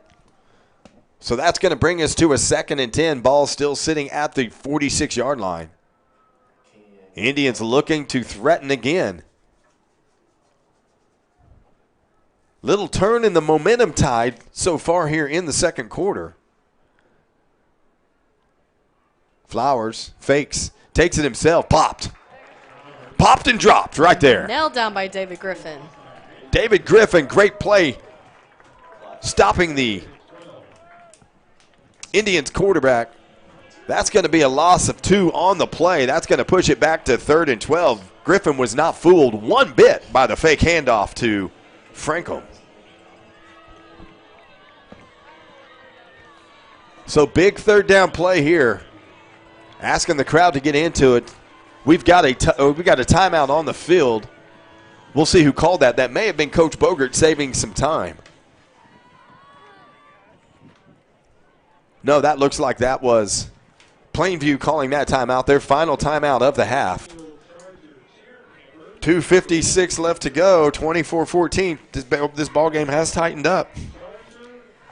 Leah and Whitney Real Estate is a real estate brokerage here in the OKC Metro. Leah Strickland and Whitney Moss are dedicated to their clients every step of the way. ChargerVision and the HH community is proud to have them as sponsors. To learn more about Leah and Whitney and their real estate brokerage, visit leahandwhitney.com. It's all about the power of two. Coming up, follow this game for Plainview. It is a home game against the Anadarko Warriors, who are 5-1 on the year as well, following their loss to Heritage Hall. And then it's a game at North Rock Creek, the 2-4 North Rock Creek Cougars. And then going back home, facing the 3A number 9 Kingfisher Yellow Jackets, 4-2 on the year. As we talked about following this game, it's going to be Pauls Valley 1-5 on the year, Purcell 1-5 on the year, and Star Spencer 1-5 on the year for Heritage Hall. So big 3rd and 12 for the Indians, big 3rd and 12 for the Heritage Hall defense. Player in motion, trying to set up the screen pass, and it is broken up by Andrick Golden. And that's going to fall incomplete, and so that's going to bring us to a 4th and 12. Ball on the Plainview 48-yard line. Plainview sending in the punt team, so Heritage Hall is going to get one more crack at this before the end of the second quarter going into the halftime. Great play, sniffing out the screen that was attempted to be set up by Plainview. Andrick Golden right there to break it up. So 4th and 12. Henry Harlow back to kick it for the Indians. Coach Bogert's going to take his last timeout of the half. This has been an extended first half of football. No doubt about it. Couple of long quarters, a lot of scoring going on. Yeah, good action. Long quarters, but good action. We will be recapping all of the scoring at halftime. Stick around with us. It's going to be a great second half action coming up. But we still have a lot of action left in this one, a whole 2 minutes and 50 seconds. That's like a whole quarter for this offense. Yeah, I mean, we could see Hudson get a good throw off to Tripp and hopefully another touchdown. Looking at some of the Charger football alumni out there, Sterling Shepard having a resurging career, resurging year. 19 receptions on the year, 242 yards being thrown. The ball from, none other than Baker Mayfield. So great to see Heritage Hall alum Sterling Shepard catching some new life right out there in Tampa. Indians lining up for the 4th and 12. Nice punt. Over the head. That's going to go into the end zone. So Heritage Hall is going to get it. Have to drive the length of the field. No timeouts left for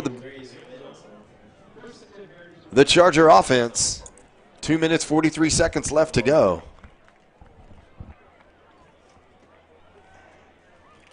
Heritage Hall already with a 61-yard touchdown pass tonight. That was Hudson Ferris to Tripp Thomas.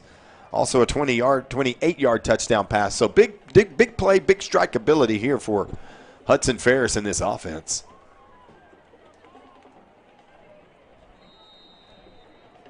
Heritage Hall will start at the 20-yard line. Nash Iser in the backfield with Hudson Ferris. One receiver spread wide. That's Gerard Williams. Give is to Nash Iser up the middle. He's driven back hard by number 25. That was Devin Anderson. First time we've called Devin Anderson's name tonight. He was also assisted on the tackle by Colt Blackwood. So pick up a 3 on the play for Iser. He remains in the game. Echok, Cannon Bronson enter into the Charger offensive lineup. Tripp Thomas down low.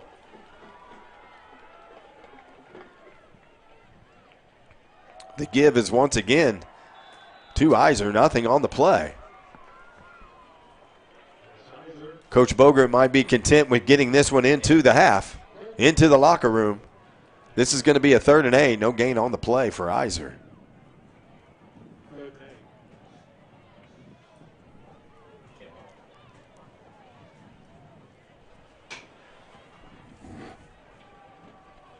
Walker Waddell, Porter England checking in for the Chargers. Down to 1 minute and 30 seconds left to go here in the second quarter. Hudson Ferris dropping back. Looking for Porter England. He completes it to Porter England, but there is no gain on the play. No timeouts left for either team. So this is going to be the third punt of the night for Heritage Hall. Hudson was set up for a pass that looked like it would be good, but got pushed back. So this is going to be a 4th and 8. Heritage Hall, third punt of the night. Last 3 possessions, 2 punts and turning it over on downs have led to some points on the board for the Plainview Indians. So Plainview set to receive the punt. That is Jet Frankham. Nice rugby-style kick there by Bo Butler. Takes a nice Heritage Hall roll, and it is down at about the 28-yard line. So Plainview will get it from there. 36 seconds left to go before the half. We'll see if Plainview puts it up and tries to get some points on the board here, or if they're content with just getting it to the locker room as well. The ball is sitting at the 33 officially.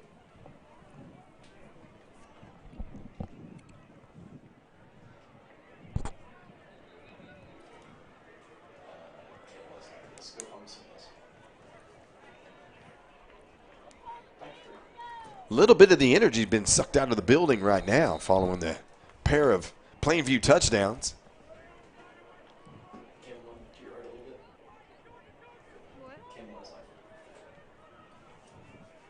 Frankham in the backfield with Flowers.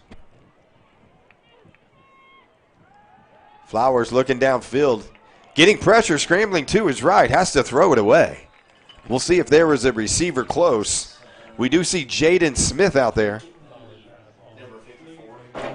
So it is deemed that he was in a safe place for the grounding. Flowers was catching a lot of pressure, rolled to his right, unable to find a receiver. Clock is stopped at 29 seconds left to go. Ball at the 33-yard line. See what Coach Pratt plans to do here.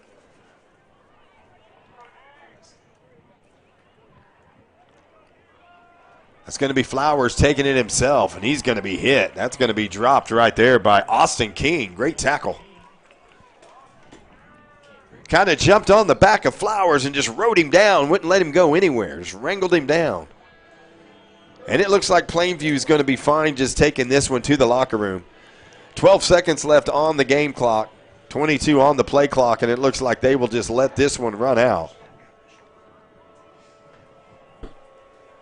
They do go ahead and snap it with 1 second. The give is to Frankham.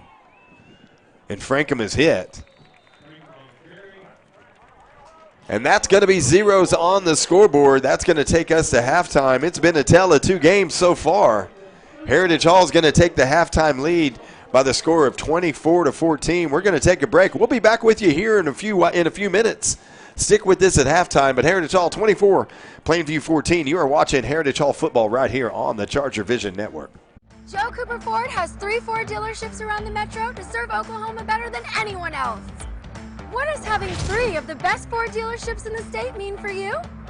It means 3 times the selection and 3 times the savings. And that's 3 times the service. And Joe guarantees to beat any price in Oklahoma by $500, or he'll give you $10,000. That's why Joe beats the competition 3-1. I love Joe, Oklahoma. The elite always work to get better. So every day, we dedicate ourselves to being the best orthopedic surgeons in the country, committed to helping you be your best. No matter where you are or the obstacles you face, we never give up, because it's too important to you and the communities we serve. And for that reason, Saints march on.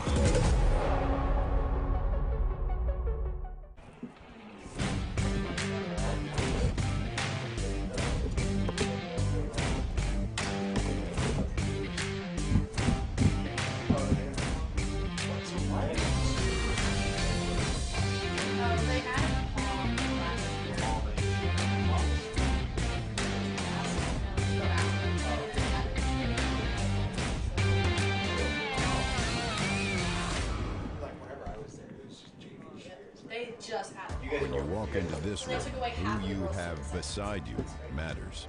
Experience matters. We fight in Oklahoma and around the country, standing toe-to-toe against the most powerful adversaries in the world, and we win. Our record speaks for itself.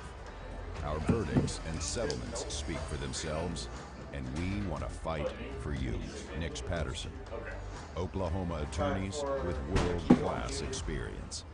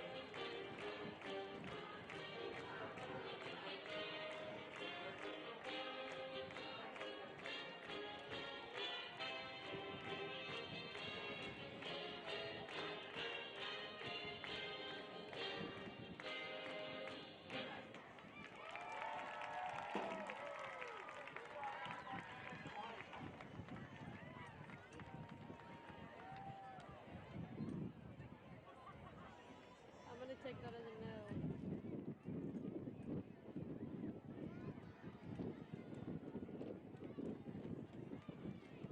Yeah.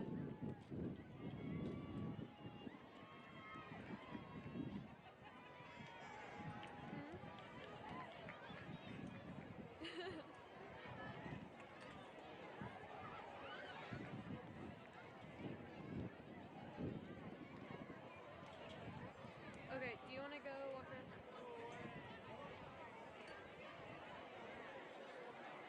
Okay.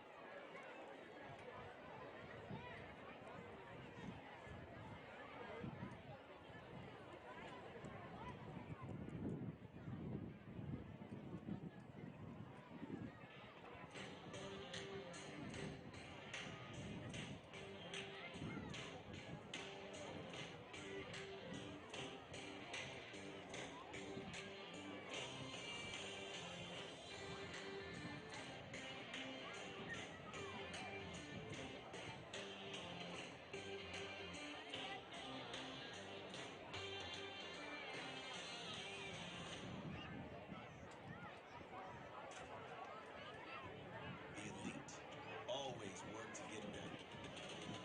So every day, we dedicate ourselves to being the best orthopedic surgeons in the country, committed to helping you be your best.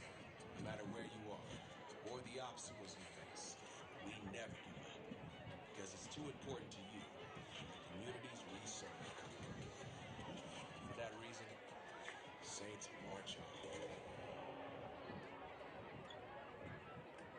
Joe Cooper Ford has 3 Ford dealerships around the metro to serve Oklahoma better than anyone else. What does having 3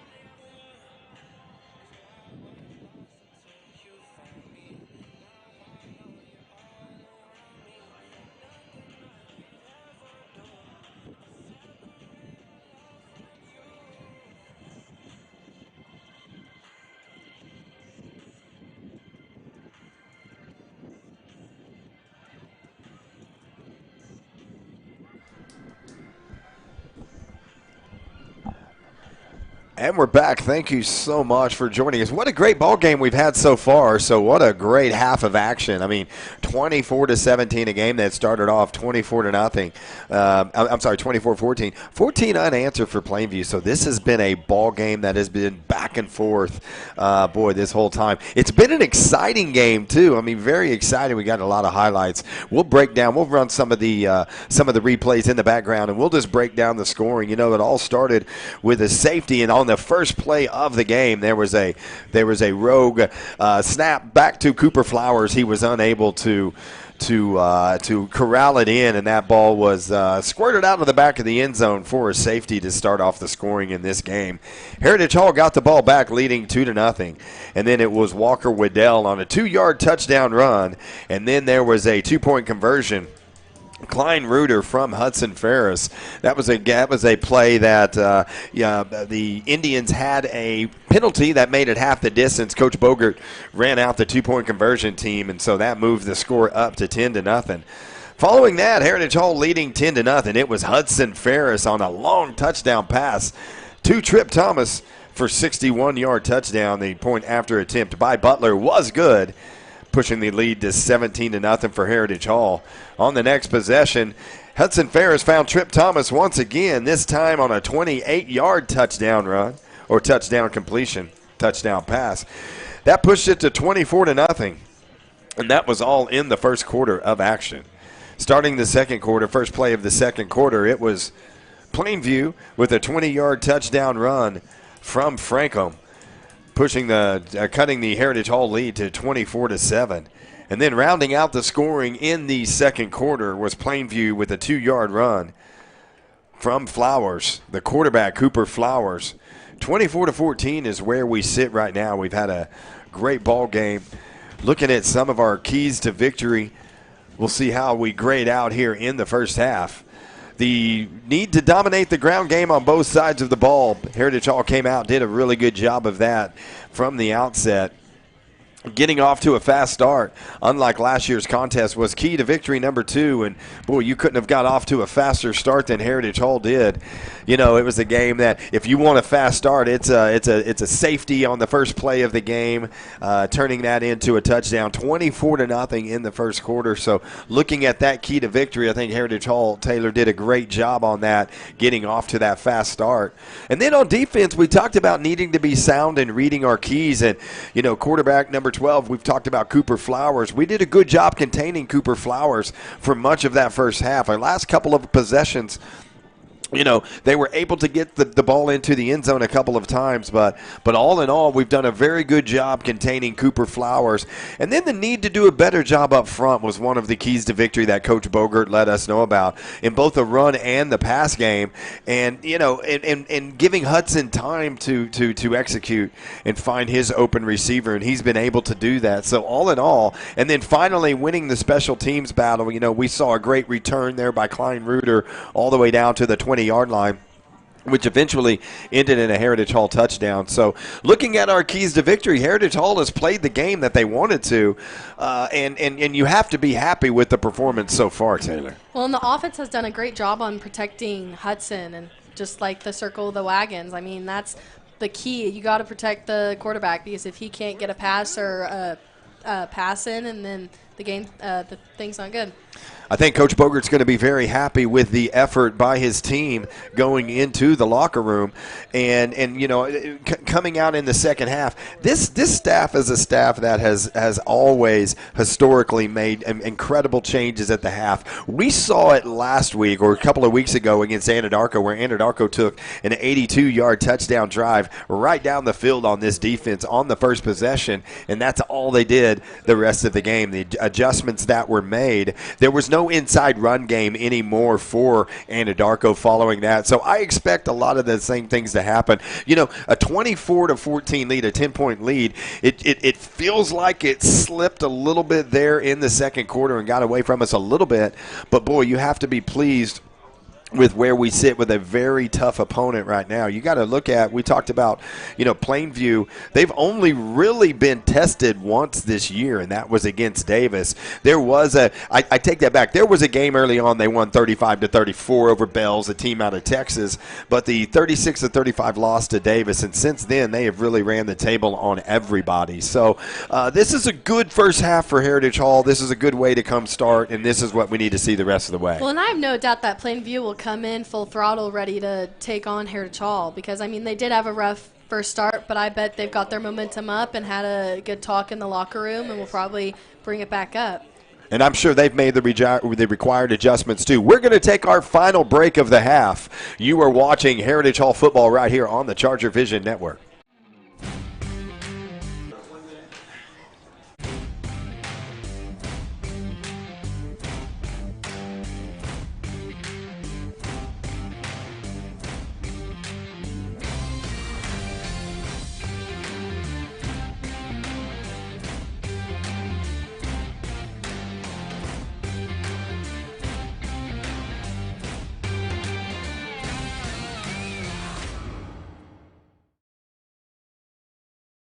When you walk into this room, who you have beside you matters. Experience matters. We fight in Oklahoma and around the country, standing toe-to-toe against the most powerful adversaries in the world, and we win. Our record speaks for itself. Our verdicts and settlements speak for themselves, and we want to fight for you. Nix Patterson, Oklahoma attorneys with world-class experience. Hey, a big shout out to CBS Sports Radio 105.3 for powering ChargerVision this season. The station does a great job shining a spotlight on high school teams and players around the state, including our Heritage Hall Chargers. Tune to 105.3 on your radio for some great sports talk with the KINB crew. Hey, Taylor, something we have not talked about yet, maybe we need to. OU Texas, that just happened this last week, and did we even want to talk about this? I was very mad at OU for putting in Jean Mateer.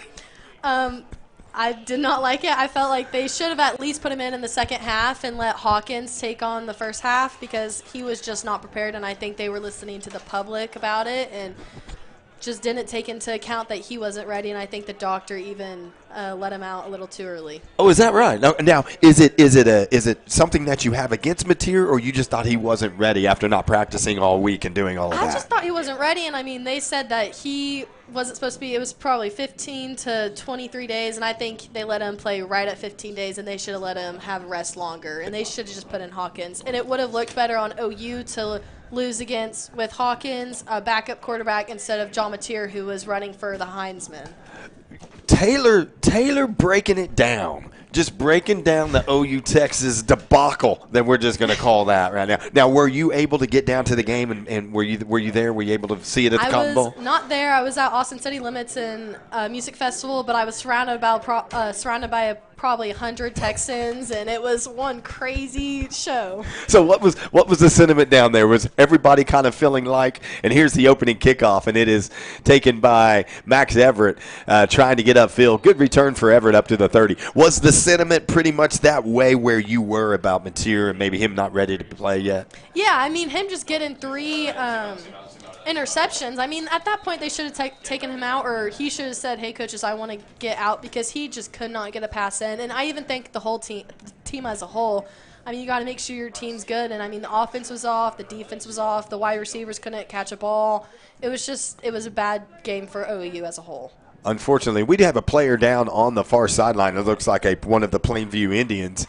Hopefully he's good right there. Well, I was unfortunate. Well, obviously very fortunate to be at the game. But, yes, I battled through the sunshine to watch that poor performance, and hopefully tomorrow will be a little bit different for us tomorrow at 11:45. That's for sure. So speaking of OU, a couple of looking at the alumni. We've got a couple of guys up at OU right now. Andy Bass. Everybody around here, especially of recent. Andy Bass graduated in 23. Redshirt freshman up at OU, and also Barrett Travis graduated last year, set all kinds of records. Oh, excuse me, that was a Heritage Hall. That was Trip Thomas down on the far sideline. It looks like they're going to take him over to the Plainview side and not walk him all the way across the field. It looks like they're going to take him possibly – I don't know if they're just getting him there or getting him over to the locker room, but we'll get an update as well on Trip Thomas. They've got him sitting down now on the Plainview side of the field. Doctors and Mallory over there with him. So we'll get an update. That would be a substantial loss, of course, for Heritage Hall should Trip Thomas not be able to return to this ball game. But we don't want to assume anything yet. We'll get an update and let you know when we know. If he's not able to get back on, that'll definitely dampen our offensive line, but hopefully Porter England and Nash Iser will be able to pull through for us. So it's going to be a first down. Heritage Hall. Ball sits at the 30-yard line. The give is to Nash Iser. He's got a little bit of a space and a little bit of a crease right there. Nice piece of blocking up front by the Heritage Hall offense. That's going to be a pickup of about 5 on the play there for Iser with the first play here in the second half for the Chargers. And going back, and then also Barrett Travis, who set all kinds of records here last year and over his time here at Heritage Hall. Also a freshman there for OU. So a couple of guys that we're looking to see make some contributions up with the Sooners here in the coming years. So Rhett Davis in motion. 2nd and 6 officially. The gives once again to Iser, and he is hit hard right there, and that is Dominique Coursey. We've seen Dominique Coursey on the offensive side of the ball tonight, have not seen him so much on the defensive side, but nice play there by Coursey. There is no gain on the play, so this is going to be a 3rd and 6 coming up for the Chargers. First possession of the second half, Heritage Hall leading by the score of 24-14.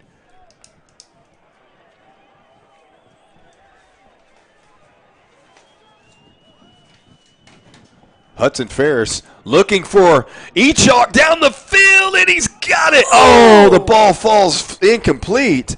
Echok had a step on the Plainview defender. The ball was underthrown just a hair. Echok went down to get it, was unable to corral it in, and so this is going to be 4th and 6 for the Chargers, and Coach Bogert sends in the punting team. I mean, that could have gone 2 different directions. I mean, the Plainview player could have gotten that and turned the game around, or Echok could have caught it and gotten a long run for a touchdown. So last 4 possessions for Heritage Hall, no points on the board. Heritage Hall is going to punt here, and this is going to be the 4th punt of the evening for the Chargers. Luke Butler only came in on the year with 12 punts on the year. Nice punt for Butler. Fair caught by Plainview at about the 37-yard line. And that's where they will start for their first possession here of the second half. Their last possession was the end of the quarter. Before that was a touchdown. So 24 points in the first quarter for Heritage Hall, 14 points in the second quarter for the Plainview Indians. And here we sit. Heritage Hall trying to get that big momentum back that we had in the first quarter. So it's officially going to be at the 38-yard line, 1st and 10 for the Indians. 10 minutes, 32 seconds here in the third quarter. Just getting underway here in the second half.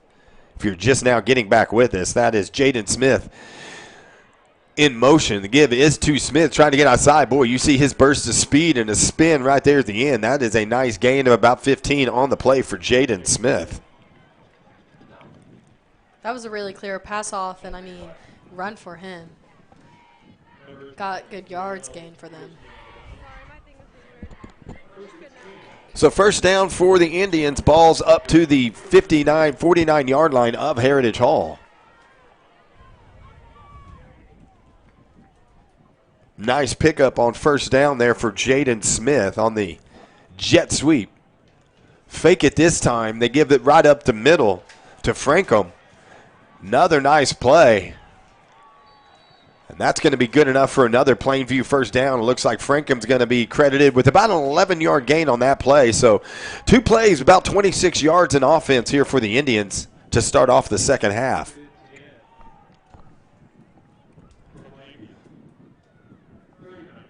So that'll move the ball deeper into Heritage Hall territory. Ball sitting at the 39-yard line. Plainview controlling the line of scrimmage so far here on these couple of plays in the second half. Flowers looking for an option play. He finds a pitch man out there, and that's number 15. First time we've called him. That's Matthew Chappa. Oh, and I think there's a flag on the play. Yep.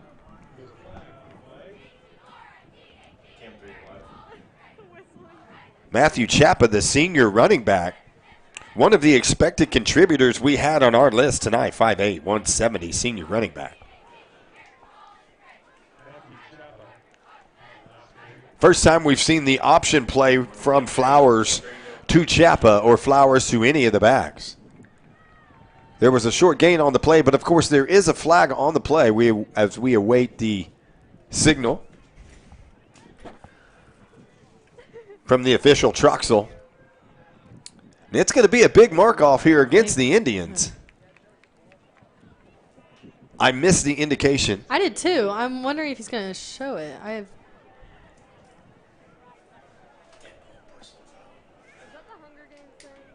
And it looks like Trip Thomas is back in, and that was going to be a personal foul call on Plainview. That moves them back. That's a big penalty. That's going to push them back to 2nd and 23, back into their own territory. And like we said, Trip Thomas has run back on the field, so he is fine. What would have been a big blow. Flowers dropping back, looking downfield. He's got nothing but Max Everett there. Max Everett on great coverage. That could have been a fantastic interception. He had all kinds of coverage on Jet Frankham. Jet Frankham came out of the backfield running down the field. Cooper Flowers tried to get it to him. It was overthrown. Luckily, it was overthrown by a couple of feet because Nash Everett was all over it. Max Everett, excuse me. I just got our two backs. I just combined them into one man. Nash Everett. Yeah, I mean, that's not who it was. That would be Nash Iser and Max Everett. But so here it is, 3rd and 23 for the Indians. Chance for a big stop here for the Heritage Hall offense. Fake to Frankham. The give is to Smith. He is swarmed under for a short gain on the play. And we've got a late push. Let me see if Austin King, and they're not going to get him. Okay, very good. That play looked a little suspect after the play was over. We saw an Indians player tumbling over, and then Austin King standing there. But the referees are right there. No harm, no foul. So this is going to be a 4th and 21 here for the Indians, and they're going to bring in the punt team. Great job there by the Heritage Hall defense.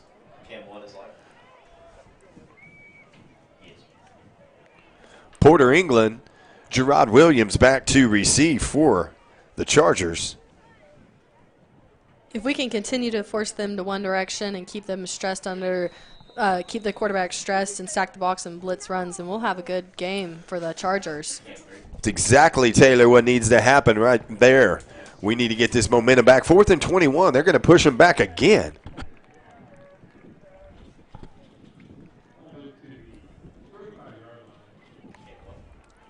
So that ball is back to the 45-yard line. 4th and 26 here for the Indians. Expecting good field position for this Charger offense. Looking for a big return from one of these guys. Got two back to receive the ball. It's going to be to Porter England. He is going to fair catch it at about the 19-yard line. So Heritage Hall looking to get back in the scoring motion that we saw in the first quarter. 8 minutes here to go in the third. Hey, game day, get ready. With Diesel Horse Sports and Orthopedics, Dr. Matt Diesel Horse works with athletes of all ages, accelerating their return to play and maximizing performance through coordinated training, injury prevention, bracing, functional rehab, and imaging. With years of medical and surgical expertise, Dr. Diesel Horse gets Oklahoma athletes back on the field. Throw is out to Porter England. Little screen pass to Porter England. That is going to be a late penalty right there. That is number 25, Devin Anderson, losing his head a little bit for the Indians, and this is going to be a 15-yard mark-off, it looks like, against the Indians.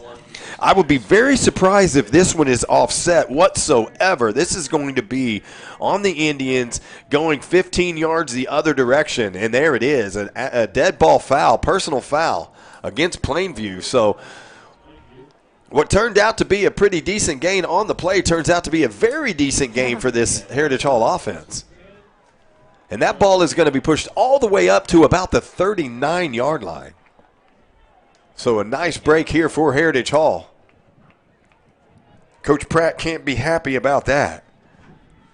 As a coach, you're always okay with the mistakes that happen just from performance mistakes, but mental mistakes are tough to get through. Here, Hudson Ferris dropping back. He's looking down the field. He's got Trip Thomas. Trip Thomas wide open field. He needs to make one guy miss. He's shoved out of bounds, and he's shoved out of bounds late over there. I don't see a flag flying, but that's going to be that's going to be a huge pickup. Hudson Ferris to Trip Thomas. Trip Thomas is brought down all the way down to about the 24-yard line of Plainview. I mean, these Chargers are just doing a great time at being aggressive and attacking and forcing mistakes for these Plainview Indians. We have seen the Hudson Ferris-Trip Thomas combination all night long in this game. It's been a deadly concoction between the two for this Indians defense.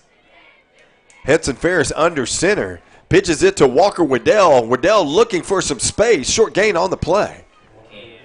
Nice pursuit and tackle by Jaden Smith there for the Plainview Indians. Gain of 5 on the play. I say a short gain. We'll take 5 yards on first down all day long. Looked like he was corralled a little bit sooner than that, but this is going to be a 2nd and 5 ball all the way down to the 19-yard line following the long pass play from Hudson Ferris to Trip Thomas. Ferris under center once again. Give is to Nash Iser. Looking for space. Good hard run for Nash Iser. It's going to be close to the marker. It is going to be right on the sticks. Looks like it's going to come up about a yard short, so we're going to have a 3rd and 1 here for the Chargers. Ball down at about the 14-yard line. Heritage Hall threatening. 4-down territory all the way here for the Chargers. Officially, the ball at the 14-yard line. This is a 3rd and 1.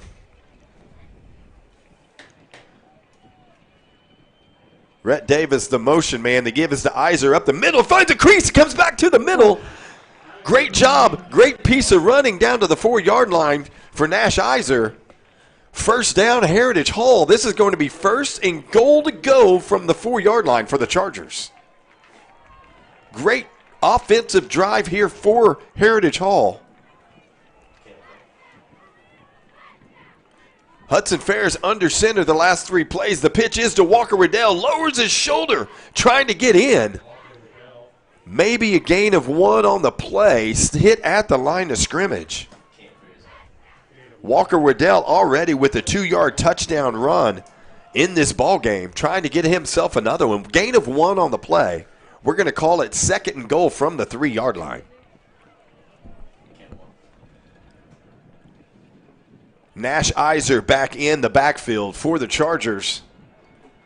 The give is to Iser, trying to bounce it, trying to find a crease, and he is tackled.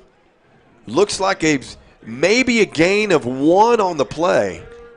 This is going to be a 3rd and goal to go. Ball at the 2-yard line. I mean, this defense is just making sure they are not getting this goal. Good, strong defensive stand here on the defensive line for the Indians. As Max Everett and Porter England check back into the game for the Chargers. Hudson Ferris not under center. He's in the shotgun here for this play. 3rd and goal for the Chargers. Ball at the 2-yard line. Looking for a receiver, and he finds him. Trip Thomas, touchdown, Heritage Hall. A great throw once again by Hudson Ferris. Split 2 defenders for the Indians, and that is touchdown number 3 on the night for Trip Thomas. I mean, fantastic throw. He found that opening and gave it straight to Trip, and I mean, what a touchdown.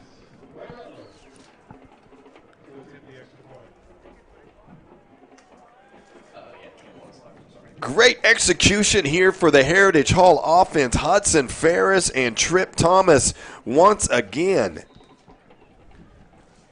As Bo Butler looks on for the point after attempt.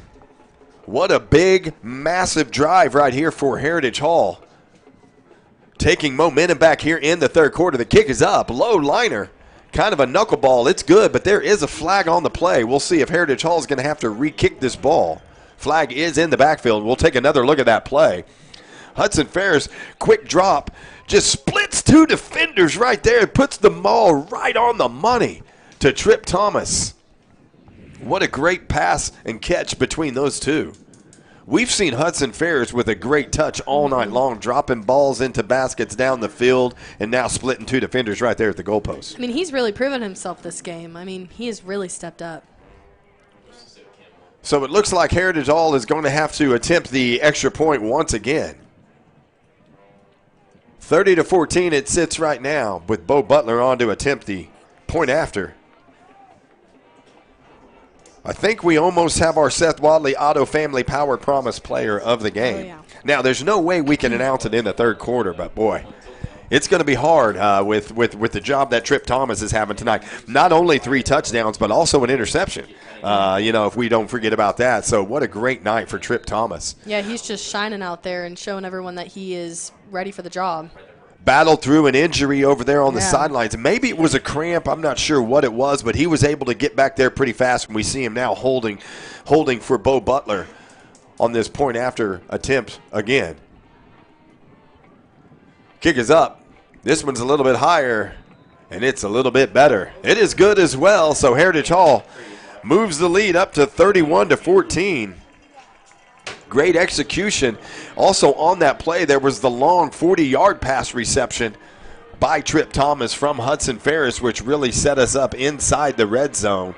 So just great execution all in all for a Heritage Hall offense that have struggled to score since the first quarter. Charger Nation, Charger Fast Pitch rolled to a 24-0 start. In district regional championships before district rival Perry was able to steal a pair of super regional contests and end the Hall's storybook season. During the regular season, the Maroons fought tough with a pair of 3-0 losses to the Chargers, so they were a worthy competitor that just found a way to come through in the clutch. The 24-2 season was the best in school history for Fast Pitch Squad. The Fast Pitch Squad was led by Addie Thompson and Kendall Barris, whose names are all over the school record books. Hey, it didn't end like they wanted, but it was a great campaign for the ages. So much Charger pride for our squad. I was lucky enough, how about that, to call Heritage Hall softball this year, and wow, watching these young ladies perform was just amazing. Were you able to catch any of those games this year? Yeah, they were fantastic, and it was a sad season to watch them lose and not be able to go to the championship. But knowing that Addie Thompson will be not finishing her career and be able to go work at do softball at Michigan will be great for her. Addie Thompson headed to the former home of Alex Wynn right here with us today. He's saying the Go Blue up here in the booth, and this kick is going to Frankham. Frankham trying to get some running room, not able to do it. He's going to be tackled at about the 29-yard line. But yes, Addie Thompson, the Michigan commit, so she's headed to Ann Arbor and to further her career, and just so proud of Addie and just really a lot of those young ladies on that team. Yeah. That was a competitive bunch that we threw out there this year, and although it ended with two losses to end the season, I mean a 24-0 start. I mean that's just unbelievable. Yeah. So it looks like we have another cramping issue on the field right now. I see Coach Bogert running out with some water here for one of the players that are down. We'll get a number on that individual here shortly. But Heritage Hall has increased the lead 31-14. This is always my favorite part of the game. I say it every time. When the cheerleaders are on the track, bouncing balls off the glass up here on the score in the press box. They've got some arms down there. So we normally have them ricocheting off the glass, and it's just always a nice, fun tradition for every game here at Pop Murray Field. Yeah, there's one right there. That's right, right at max. Right at max. Oh, there's one. So always a good time here when the cheerleaders start chucking footballs up in the stands at the Pop. Looks like we are good with the injured player. Get him some liquid. Looks like everything's good, just a short cramping issue. So it's going to be 1st and 10 for the Indians. Ball at the 29-yard line. 4 minutes, 17 seconds left to go here in the third quarter. Heritage Hall looking for another big defensive stop. The give is to Jaden Smith around the right side. Boy, that kid has some speed. If he gets that corner, That kid has a burst of speed. He hit the go button right there when he got around the corner, and that's going to be good enough for an that's not Anadarko. That is Plainview for a Plainview first down. We started talking about Anadarko, and yeah, I told you I would do it. Taylor, so I told Taylor I've got Plainview written down about 7 different places on sheets in front of me, and I just did it. I called him Anadarko. So that's going to be good for a Plainview first down. Ball's all the way up to the 42-yard line. Boy, that Jaden Smith, he looks impressive out there. His speed, boy, that is hitting. Here it is once again. Yeah. Just keep going to the well if you can do it. And he's got a little slipperiness to him, and that's going to be a pickup of 10 once again for Jaden Smith. I mean, if I was playing you, I would be utilizing Jaden Smith constantly just because that speed can get you far. Jet Frankham has got the bulk of the carries tonight for the Indians. Jaden Smith getting the carries right here, and boy, there is a difference between those two ball carriers. I would call one Thunder, one Lightning. Jaden Smith being the Lightning. Yeah. So that's good enough for another Indians first down. That ball's up into Heritage Hall territory. Ball on the 47-yard line. 1st and 10 Indians. Fake to Smith, and that's going to be looks like there's a flag on the pre-snap penalty on here. We're going to have a false start, looks like, on Plainview. Coach Bogert out coaching his defense up right now. This one's going back 5 yards, though. So this is going to be a 1st and 15, it looks like, for Plainview. They're picking up the flag. I take that back. They've just waved the flag off. Going to put it back in the pocket. We got Max Chard up here with us today. Max Chard's been doing some reffing up in the Stillwater area. And so I was talking to Max earlier about situations like that and conversing. So many great stories from Max Chard about we've already heard about the refereeing days so far up in the Stillwater area. So that give is to it looks like that's to Frankham right up the middle. Actually, that's a different. That is Cooper Flowers. I'm sorry, that was Cooper Flowers that kept it. Faked me out a little bit. So that is the quarterback Flowers on the keep, and that's going to be good for a fresh set of downs for Plainview. Plainview on the move once again. Ball down to the Heritage Hall 35-yard line. All on the ground on this drive for the Indians. I mean, Trip Thomas is just a machine. He is being able to be utilized for offense and defense, and who knows what he'll be able to do next year. Flowers gives it to Frankham. Another nice carry on another nice gain on the carry. Going to give Frankham about 7 yards on that play. Going to bring us to a 2nd and 3. Plainview doing a good job controlling the line of scrimmage right now. 2.5 minutes left to play in the third quarter. Heritage Hall enjoying a 17-point advantage right now. Give is a Frankham. Flag comes in early in the play. I mean, it is just flag after flag after flag. Love to see a stat on how many flags have flown in this ball game. Literally. Early indications is probably going to be maybe an illegal shift here against the Indians. Came in a little early for the holding call, but we'll see. Personal foul. Chop block. Okay. Nice little chop block. So boy, that's a big penalty. Yeah. You know, you looked at a 2nd and 3 for the Plainview Indians, and now that's going to move it all the way back. That is a spot foul. So that's going to push them from a very manageable 2nd and 3 at the 28-yard line. This ball is all the way back to the 44-yard line. So 2nd and 18. Big penalty here for the Indians. Flowers rolling to his right, throwing on the run, and there's a flag that comes out. This is going to be pass interference, it looks like. No, yes. Possibly here on the Chargers, giving the 15 back. Questionable if that pass was catchable or not. I feel like it could have been. I feel like Heritage has had a lot of those moments when Plainview has the ball. We're so close to getting it, and it hurts Plainview.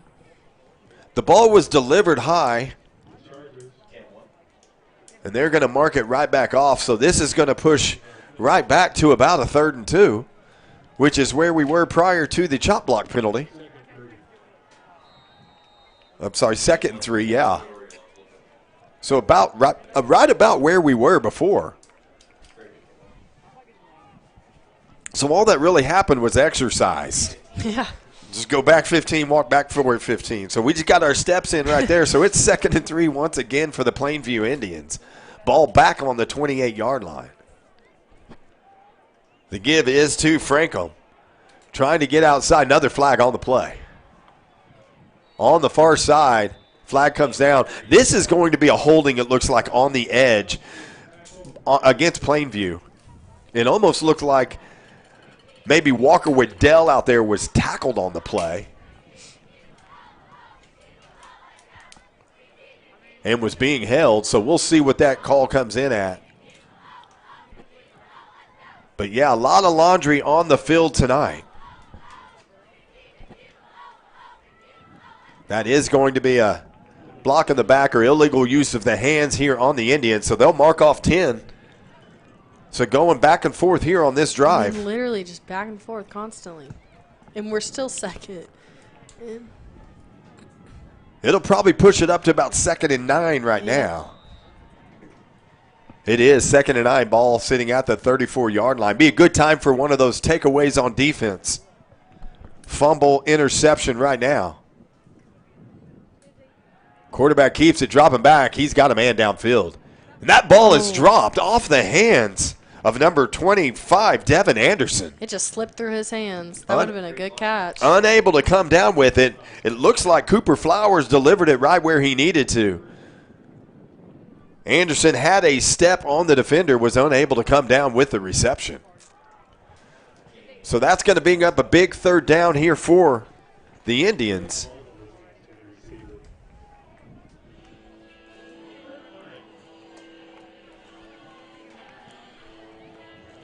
That may have been Braden Walden, the intended receiver, number 28 instead of number 25. So here's a 3rd and 9, ball at the 34-yard line. Big play for both sides. Flowers looking for a receiver. He's got him. Throws it into a lot of traffic, defended by Walker Waddell. It'll be a 1st down and 10. That is good enough for a fresh set of downs here for the Indians. The Indians on the move once again. That was a great 3rd down conversion pickup. Flowers dropping it into his receiver. Good enough for a 1st down. So the ball now 1st and 10 down to the 23-yard line. Heritage Hall clinging on to a 17-point lead. The give is to Frankham once again. Nice hard run. Pickup of about 11 on the play. I mean, it was like a stampede, and he was able to get through that. So it looks like Frankham might have some cramping issues of his own right now on the field. We've got a warm evening tonight, 81 degrees at kickoff. There is a little bit better of a breeze than there was earlier. It could not feel better out there. It feels quite amazing. So it looks like Frankham is up under his own power as the Indians training staff attend to him on the field. He's been a big part for them all night long, has been the bulk of their offense throughout this contest. Hey, shop Charger Corner for all the latest Charger gear. Did you know all profits go directly to classrooms and programs like ChargerVision? Show your Charger pride with great gear and support our students in Richmond. The store is open every day from 8 a.m. to 4 p.m. on school days. Follow at the Hall Charger Corner on Insta to find out about products and specials, and order online via link in their bio. There's never been a better time to be to get your Charger pride on. Frankham looks like he'll be okay. He's headed off to the field, off to the sidelines right now. He'll sit out for a couple of plays. But this is going to be a fresh set of downs, as we said, for the Indians. 1st and 10. Ball sitting at the Heritage Hall 12-yard line. 1 minute, 10 seconds left to go in the 3rd quarter. Heritage Hall holding on to a 31-14 lead. Flowers keeps it, trying to get outside. Late flag coming in. I feel like they are doing whatever they possibly can to push this minute out. So we've got a Charger slow and getting up. That's Ayers Kurtz, that a little bit slow getting up. He's going to come off the field right now. Looks to be okay. Little stinger. So another flag on the play. This is a personal foul face mask. Face mask penalty. So this is going to be, looks like we're going to be first and goal to go here for the Indians. Ball is at the 4-yard line. First and goal as we approach the end of the third quarter. 46 seconds left here in this one. Give is to Jaden Smith up the middle. And there's the indication. That's going to be touchdown Plainview.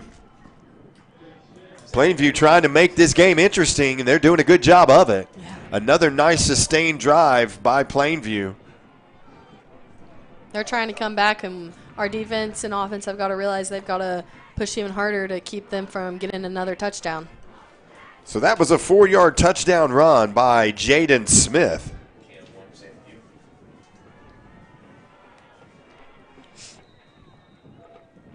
Impressive drive there by the Indians. Trying to cut this lead to 31-21, back to a 10-point lead following the point after attempt or point after conversion. So 37 seconds left here in the third quarter. Heritage Hall is going to have the ball again. You know, it's still a 10-point lead, but it still feels like we're clinging on to something. Mm-hmm. It'll be interesting this fourth quarter. If Plainview will be able to come back and have a tinier lead, so we'll have to see. Plainview's a gritty team. You know, we talked about scouting them earlier. You know, they've got multiple skills, you know, all over the place. We've seen a lot of their skilled players really show out tonight. Cooper Flowers been very impressed what we're seeing as the quarterback there. Of course, Jet Frankham. I mean, he's been a force for them all night long, and now Jaden Smith on that drive here in the second half has really shown that he's a guy to be reckoned with as well. I agree.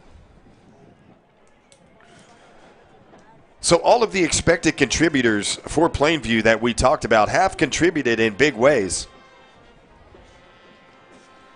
all night long tonight. Trip Thomas for Heritage having a record evening for that young man. He's come up big, and Hudson Ferris with the injury to Tegan Lawson. Hudson Ferris has gone all the way, and he has proven to be a force for this Charger offense this evening. Max Everett, Gerard Williams back to receive. Ball's into the end zone. That's going to be a touchback. Good crowd on hand for the Plainview faithful showing up tonight. Plainview down in the Ardmore area. Traveled up the turnpike to watch a good high school football tonight.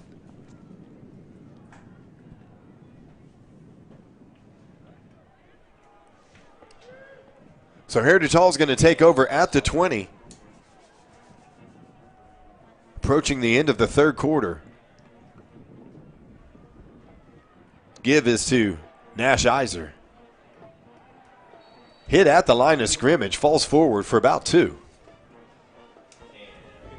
That defense really stopped him from getting through and getting any yards in. Good physical defensive front from the Indians.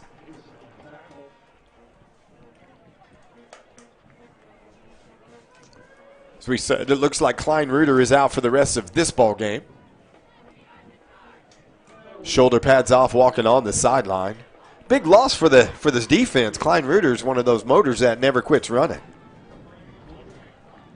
So the clock has struck 0. That indicates the end of the third quarter. Heritage Hall clinging on to a 31-21 lead. You're watching Heritage Hall football right here on the ChargerVision Network. Joe Cooper Ford has 3 Ford dealerships around the metro to serve Oklahoma better than anyone else. What does having 3 of the best Ford dealerships in the state mean for you? It means 3 times the selection and 3 times the savings. And that's 3 times the service. And Joe guarantees to beat any price in Oklahoma by $500, or he'll give you $10,000. That's why Joe beats the competition 3-1. I love Joe, Oklahoma. The elite always work to get better. So every day, we dedicate ourselves to being the best orthopedic surgeons in the country, committed to helping you be your best. No matter where you are or the obstacles you face, we never give up, because it's too important to you and the communities we serve. And for that reason, Saints march on. And we're back. Hudson Ferris set to receive the snap. First play here in the fourth quarter. He finds Trip Thomas out on the sideline. Trip Thomas with the reception. Nice gain on the play. That is going to be, we're looking at the spot. It looked like Trip Thomas was stopped short of the first down, but he was able to fight through before he went out of bounds. So that's going to be first down, Heritage Hall. Ball's all the way up to the 32-yard line. In here talking in the booth about Big Blue and Michigan football. We had to remind somebody in this booth about when Michigan came to Norman, it didn't quite turn out the way they wanted it. So we'll keep rubbing that in throughout the rest of this game as that give is to Nash Iser. Nash Iser getting the bulk. I'm sorry, that was Max Everett right there. That was Max Everett. I'm about to say Nash Iser getting the bulk of all of the carries tonight. But there's one right there for Max Everett. Coming into the night, Everett had more carries than Iser.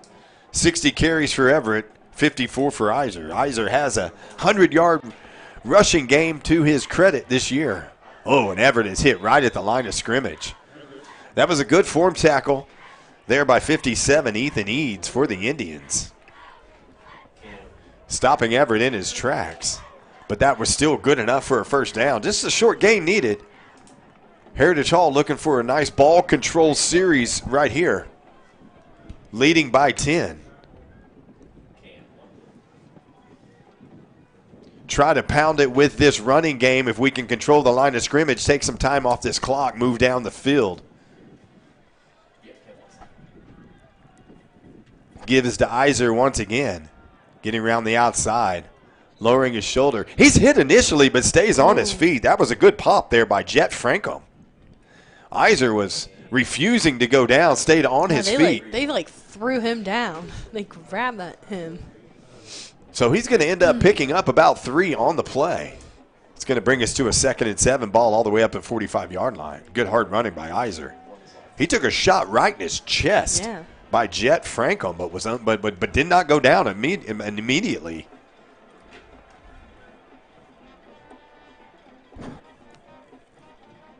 Porter England in motion. Wide receiver screen out there to Trip Thomas. We'll see that mark. That's going to be right on the sticks once again. Nice safe play. Great 2nd and 7 high percentage play, and that is going to be first down Heritage Hall as they move into Plainview territory, crossing the 50-yard line. This ball is going to be down to about the 48.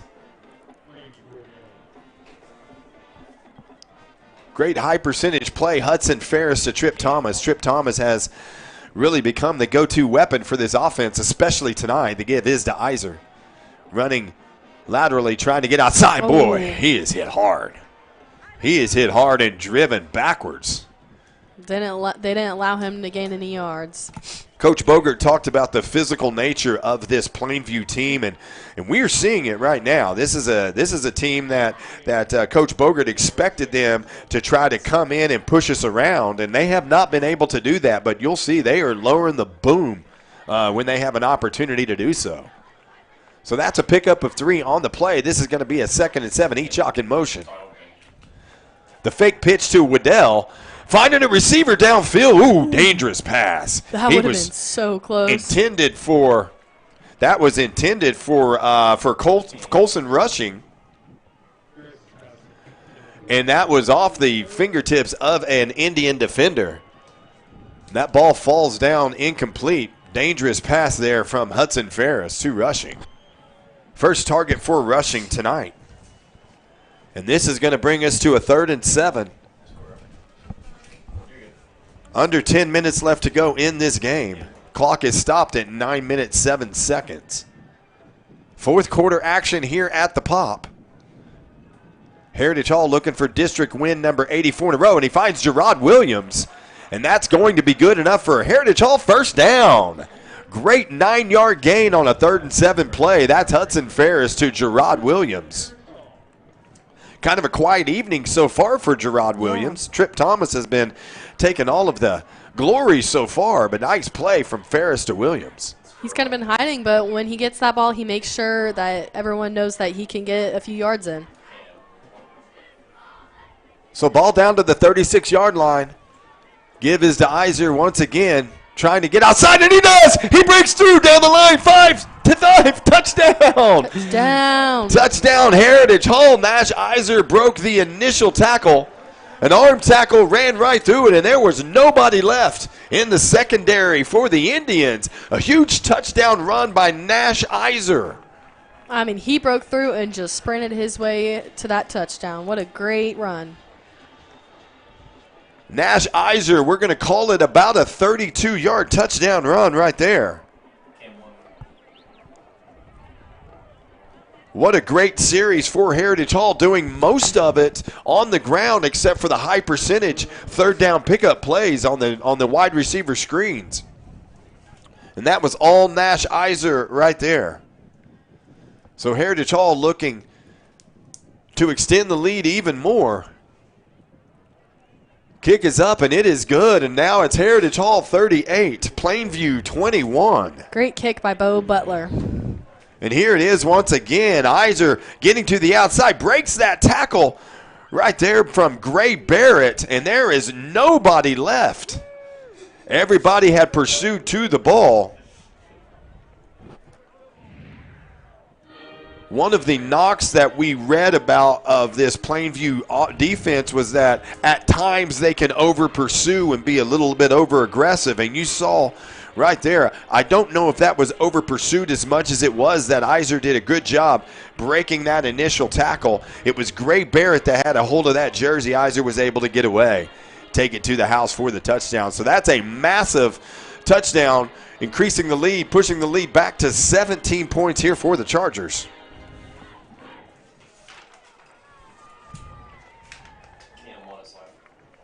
Spark proudly supports Heritage Hall Athletics. Fuel your Charger pride with burgers, bites, and cold delights. Come see us before or after every big game in Chisholm Creek. Follow us at Eat at Spark on Instagram for more. Thank you so much once again to all of our wonderful sponsors here on ChargerVision. We would not be able to do anything that we do without our sponsors. Not only ChargerVision sponsors, but sponsors of Heritage Hall Athletics as a whole. Thank you so much for all of our patrons and supporters out there. So 38-21, 8 minutes to go in this ball game. Bo Butler's going to kick it out of the back of the end zone as he typically does. Heritage Hall looking for another big stop on defense, hoping to put a stamp on this thing here in the next few minutes. From where this game started from the outset and what we thought this game might be, this has turned into a great contest. It has been a great game. I mean, they have just been battling, and Heritage Hall has been able to pull through and hopefully come out with a great win. Class 3A rankings overall, Lincoln Christian 6-0 on the year, ranked number 1. Sulphur 6-0 on the year, ranked number 2. You're watching right here, your Heritage Hall Chargers number 3 in the state. This Plainview team number 5 in this state. So you can see, you know, this is a formidable foe we have in front of us tonight, and this has just been a great dominating performance for Heritage Hall. Fake to Jaden Smith. Flowers dropping back. He's looking downfield. He's going to take it himself, but he's going to be dropped for a loss. That's going to be a sack on the play, and that is going to be Ayers Kurtz on the sack. What a great sack by Ayers. I mean, just nailed him to the ground. Trip Thomas trying to get the crowd going. That's a big sack on the play. That is a big loss all the way back to see where we're spotted here. That's going to be a loss all the way back to about the 14-yard line. I'm sorry, that's going to be at about the 12-yard line from where it looks right now. So this is going to be 2nd and 17, ball officially spotted at the 13. And this is going to be Plainview taking their first time out of the half. There was something that Coach Pratt didn't like out there. So this is going to be a 2nd and 17. Plainview playing behind the sticks in a much-needed drive for them here to stay in this contest with 8 minutes left to go and now trailing by 17. Give some Charger pride for Heritage Hall's 3 National Merit semifinalists, Stavros Crescent, Audrey Flynn, and Finn Martin. These academically talented seniors scored among the top 16,000 out of a 1.3 million juniors who took the PSAT last year. About 95% of the semifinalists are expected to attain finalist standing after an application process, and about half of those will win a National Merit Scholarship, earning the prestigious Merit Scholar title next spring. Congrats, Stavros, Audrey, and Finn. Congratulations, National Merit Scholarship finalist. Doesn't get much better. The give is to Jaden Smith coming around the edge. He's going to get back to the other side of the field, cutting back across the grain. Good backside discipline and help from the Charger defense. That's going to drop Jaden Smith for a short gain on the play. He only gets back, it looks like, about 4 yards on that play. So we're still going to be a 3rd and 11. The ball's at the 19-yard line. Big play here for Plainview. You just wonder at the 7-minute mark if Plainview's thinking 4-down territory all day long, even though they've got a 3rd and 12 staring them right in the face right now. The give is to Frankham going right up the middle. Nice gain. Puts him in a manageable 4th down if Coach Pratt looks to go for it. We're going to have about, that's a nice gain on the play. It's going to be about a 4th and 1, 4th and 1.5 here for Plainview. Ball's up to the 29. And Coach Pratt doing exactly what we thought. He's going for this.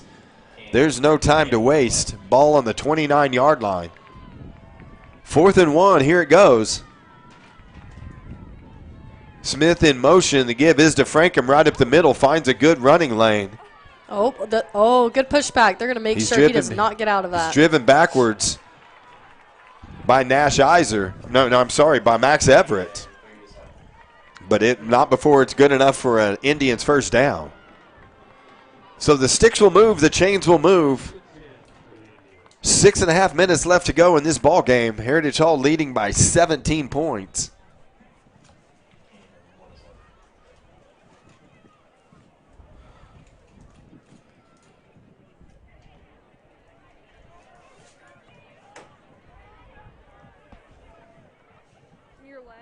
Flowers looking for his receiver. He's hit immediately by Akego. That was good coverage out there by Emeka Okego. Good timing route, good timing play. Flowers to the receiver. Pick up a 7 on the play.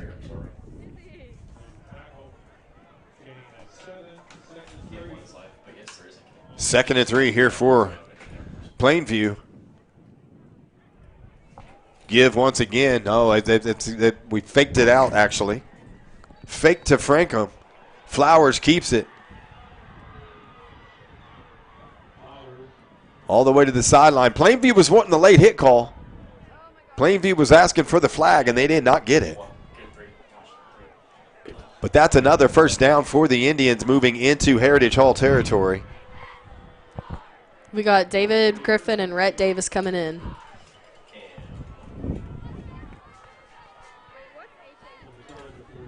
So ball at the 46-yard line. Indians trying to mount a nice drive right here. Put some points on the boards. He's being chased. And that is good coverage right there by Trip Thomas. We have another flag on the play. Flag thrown at the 45-yard line. The pass was completed. There is another flag also in the backfield. This one may be a block in the back in the first flag. Yeah, probably. It almost looked like those old crackback blocks, if you will. I don't know what it'll be, but I did see something like that as the quarterback was being pursued.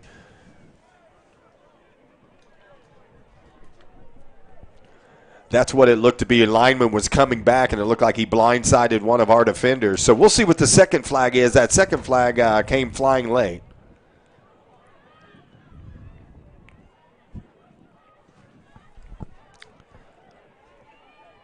This is an ineligible man downfield is the first flag.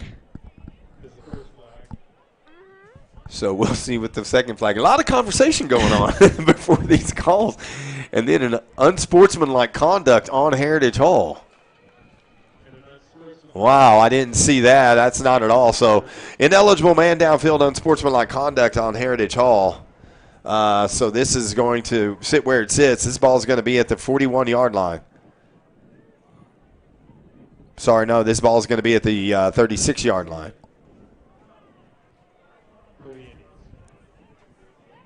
Another unsportsmanlike penalty on the Chargers. We've seen a lot of those tonight.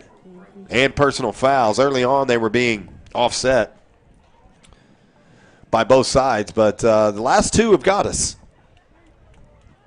So that ball's all the way down to the 36, 1st and 10 for the Indians. Cooper Flowers keeps the ball. Very serviceable runner with the ball in his hands. A nice gain of about 9 on the play there for the quarterback, Flowers. Got a little bit of a shake and bake to him. You would just looking at him, you wouldn't think so, but he has a little bit of that in him.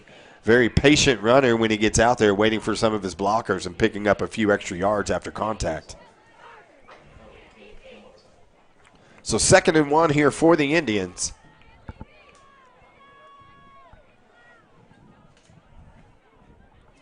Fake to Smith. He's looking for his receiver downfield. He's got a guy open. And that was intended for Dominique Coursey. Ball was thrown a little bit high. Gerard Williams had good coverage.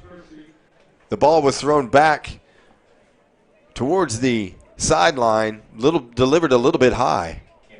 Coursey did a good job getting his body in position for that reception. You know, he's got a good arm, but he's just not making that connection with his wide receivers tonight. He's missing all of them. So that's going to be a 3rd and 1 still here for the Indians. Clock is not their friend at this point. 4 minutes, 50 seconds left to go. The give is to Frankham. Right up the middle, good enough for a first down for the Indians. Those chains will move, and that ball will be spotted down to about the 21-yard line of the Chargers. 2 timeouts left for Plainview, 3 timeouts for Heritage Hall. More important, the timeouts remaining for Plainview. 17-point deficit, 4 minutes left to go, 4.5 minutes left to go in this game. Plainview's best plays have been ground and pound, ball on the ground, which takes time. And there's a nice pass out to Coursey. He's able to break free from the initial contact by Gerard Williams, and he's tackled down at about the 6-yard line. So this is going to be a 1st and goal. Max Everett on the tackle. This is going to be a 1st and goal for Plainview. Ball sitting at the 7-yard line.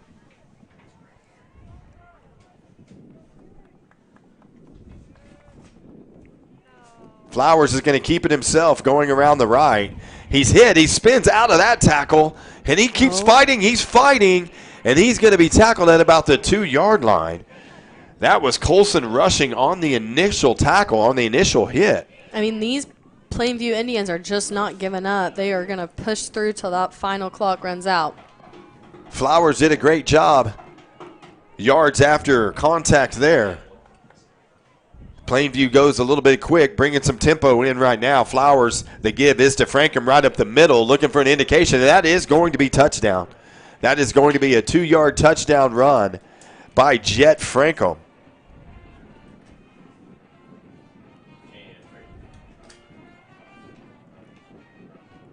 That is Frankham's 2nd touchdown of the night. He had a 21-yard touchdown run back in the 2nd quarter, actually. That cut the Heritage Hall lead to 24-7. So another 2-yard touchdown run from Frankham, having a nice evening for these Indians. On for the point after. Okego almost got to it. Great effort on the point after, but this is it's good. That pushes the score once again to a 10-point advantage for Heritage Hall. 38-28 now. 3.5 minutes left in this ball game.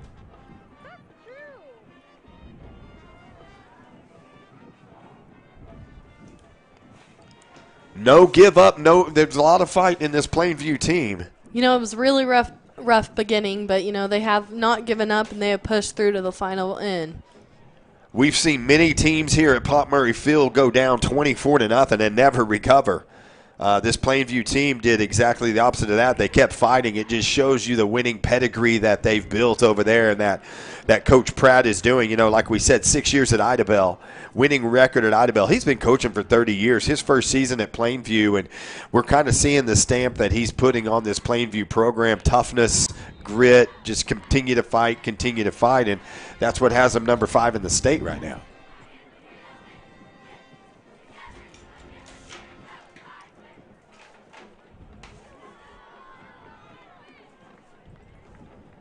So deep to receive for the Chargers is going to be Gerard Williams, Max Everett. Jackson Echok up a little bit. One level up joined by Trip Thomas. The hands team up front for the Chargers. Anticipating possibly a pooch kick or a onside kick at this point. Plainview trailing by 10. They go ahead and kick it deep. They're going to put it in their defense's hands. That ball needs to be fielded. It's picked up at the 5-yard line. Gerard Williams.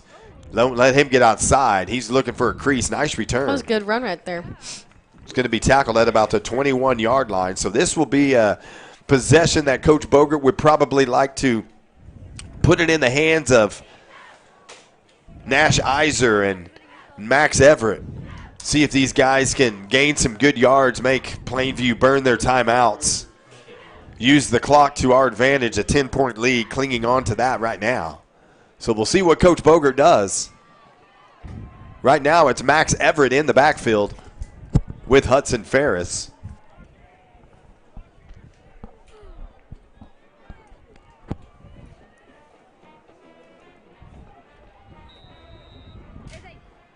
Chargers with all of their timeouts, but that really doesn't factor into any decisions here. The give is to Max Everett. Pickup of about 3 on the play, and that's Plainview that's going to take their second timeout of the game. 1 left remaining. And with that, Ryan Cunningham and Marcus Mears established the law firm of Cunningham and Mears with the mission to help Oklahomans who were injured by another's negligence. And in the last 30 years, they've helped thousands of clients recover hundreds of millions of dollars. Consultation is free, and you only pay them if they win your case. If you or a loved one is injured or needs help with an insurance dispute, Cunningham and Mears has the experience you need.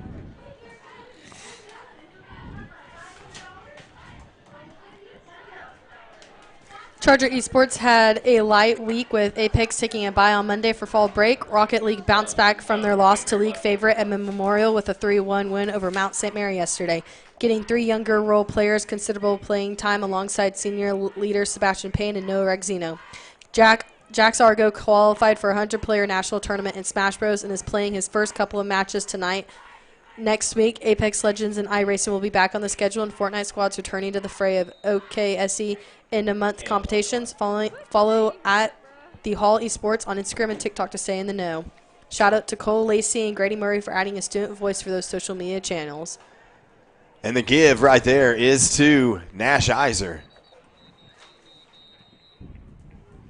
No, nothing on the play. Looks like Plainview is going to take their final time out of the half. It comes at the 3-minute mark. This is going to be a 3rd and about 8. It looks like there was a loss maybe of 1 on the play. So this is going to be a 3rd and 8 for Heritage Hall's. Ball's on the 23-yard line. You would think 1 first down here probably does it. Without a first down, you would think Coach Bogert's probably going to put it on the foot of Bo Butler.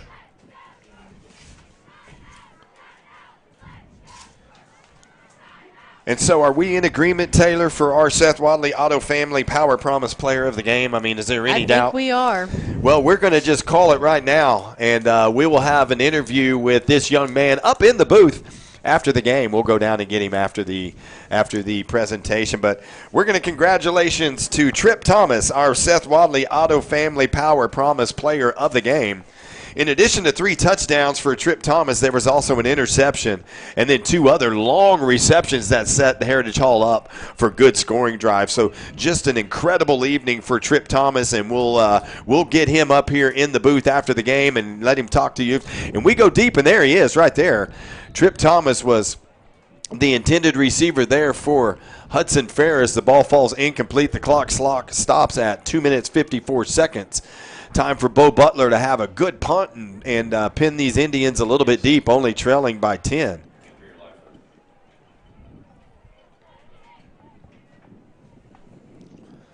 So this is going to be a 4th and 8 for the Chargers.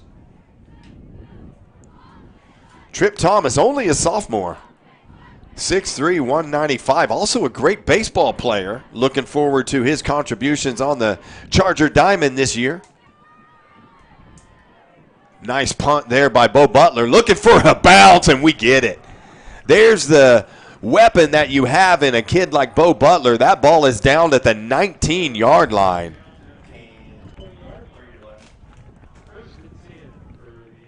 +50-yard kick for Bo Butler. Got the great Heritage Hall bounce down at the 19-yard line. No timeouts remaining for Plainview. Plainview's most effective plays tonight have been by running the football. Don't know if you're going to be able to run that football that much right now with only 2 minutes and 41 seconds left to go. Only trailing by 10 points at this point. Plainview has not really shown the deep ball threat so far in this game. But you would suspect that Coach Pratt is going to pull out some of those right now. 1st and 10, ball at the 19-yard line. The give is to Frankham. Trying to get outside. He's tackled. Short gain on the play of about 2 or 3. The clock's going to just run. No timeouts left for the Indians. Have to go quick and get set. That's going to be actually a gain of 4 on the play. That's going to be a 2nd and 6 here for Plainview. Ball's on the ground. Bad snap. Flowers picks it up, and he is hemmed under. That's going to be a loss on the play. That's going to push it back to about a 3rd and 8, maybe 3rd and 9.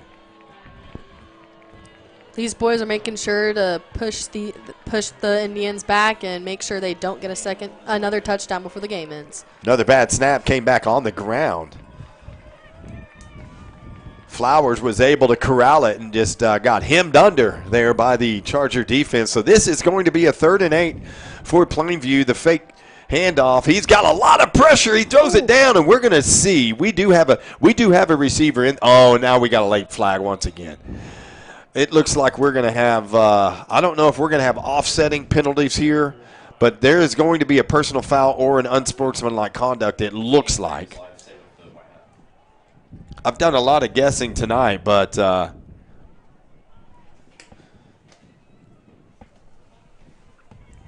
we'll wait and sort this one out.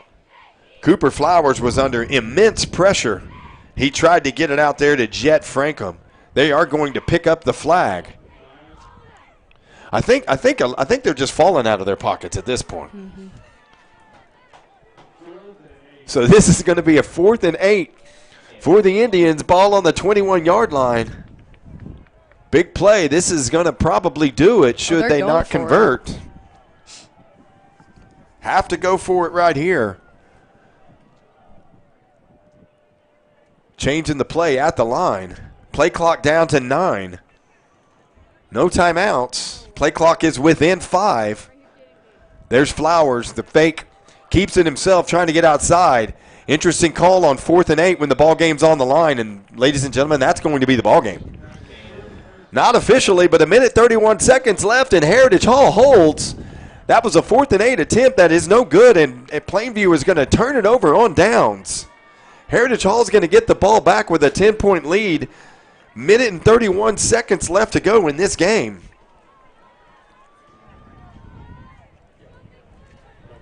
Only academic at this point should Heritage Hall just take care of the football. You think 2 knees and will probably do it. Victory formation coming up for Heritage Hall. What a great night of football here at the Pop. Hudson Ferris is going to down it. Minute 30 seconds. Play clock just starts, so it looks like we're going to have possibly 2 more knees that Hudson Ferris will have to take. But what a great gritty effort by Plainview, but what a dominating performance all around for Heritage Hall. Great district win in a row, number 84. They all really came out and showed out, and it was a great game for them all. We will have Trip Thomas, our Seth Wadley Auto Family Power Promise Player of the Game, coming up following the conclusion of this one. Don't go anywhere.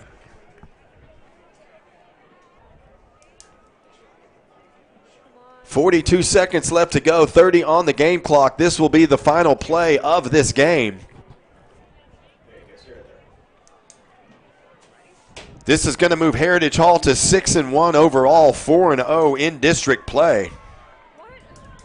And that's going to be ball game. 24 seconds still left on the clock, but nobody can stop it. Great win here for Heritage Hall tonight. The final is going to be Heritage Hall 38. Plainview Indians 28. We will be back with our Seth Wadley Auto Family Power Promise Player of the Game, Trip Thomas. We will also be back to recap the scoring and talk about upcoming games here for this Heritage Hall Charger team. This is what kind of a game that we kind of deemed as almost the pseudo district championship game. Yeah, this was a great game for them. A very, tough match. very formidable true test here for this team, and Heritage Hall comes out on top. We're going to take a break. 38-28. The clocks are at 0. Heritage Hall wins this ball game. You are watching Heritage Hall football right here on the ChargerVision Network. Joe Cooper Ford has 3 Ford dealerships around the metro to serve Oklahoma better than anyone else. What does having 3 of the best Ford dealerships in the state mean for you?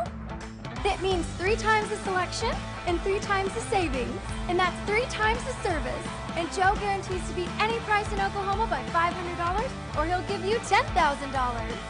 That's why Joe beats the competition 3-1. I love Joe, Oklahoma. The elite always work to get better. So every day, we dedicate ourselves to being the best orthopedic surgeons in the country, committed to helping you be your best. No matter where you are or the obstacles you face, we never give up, because it's too important to you and the communities we serve. And for that reason, Saints march on. Great job. Good job. Yes. I love it. I love it.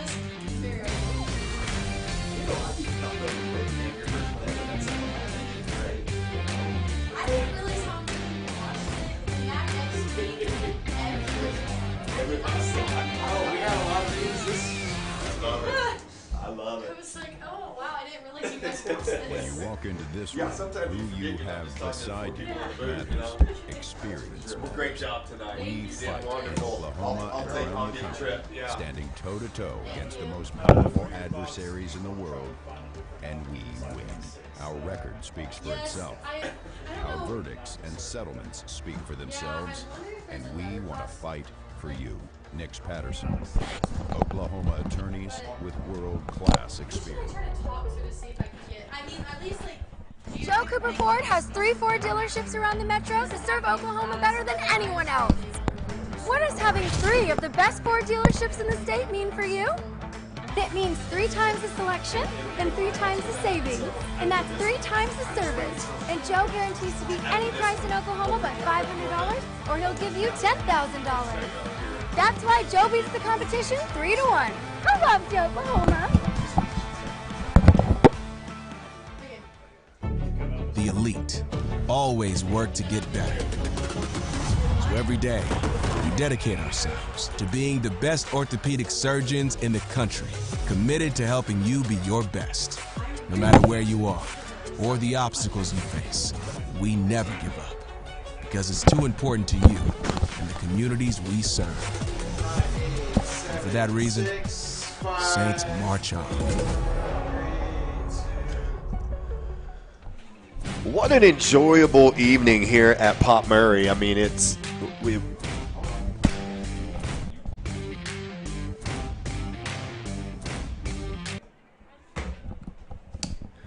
What an enjoyable evening this has been at Pop Murray as we await Trip Thomas after the, Coach Bogert always gets the post game going, and then they'll go ring the Eddie Bell, which is a tradition here at Heritage Hall for any win. And wow, this is one of those wins. We see so many games that sometimes get out of hand here at the Pop. A 24-0 lead.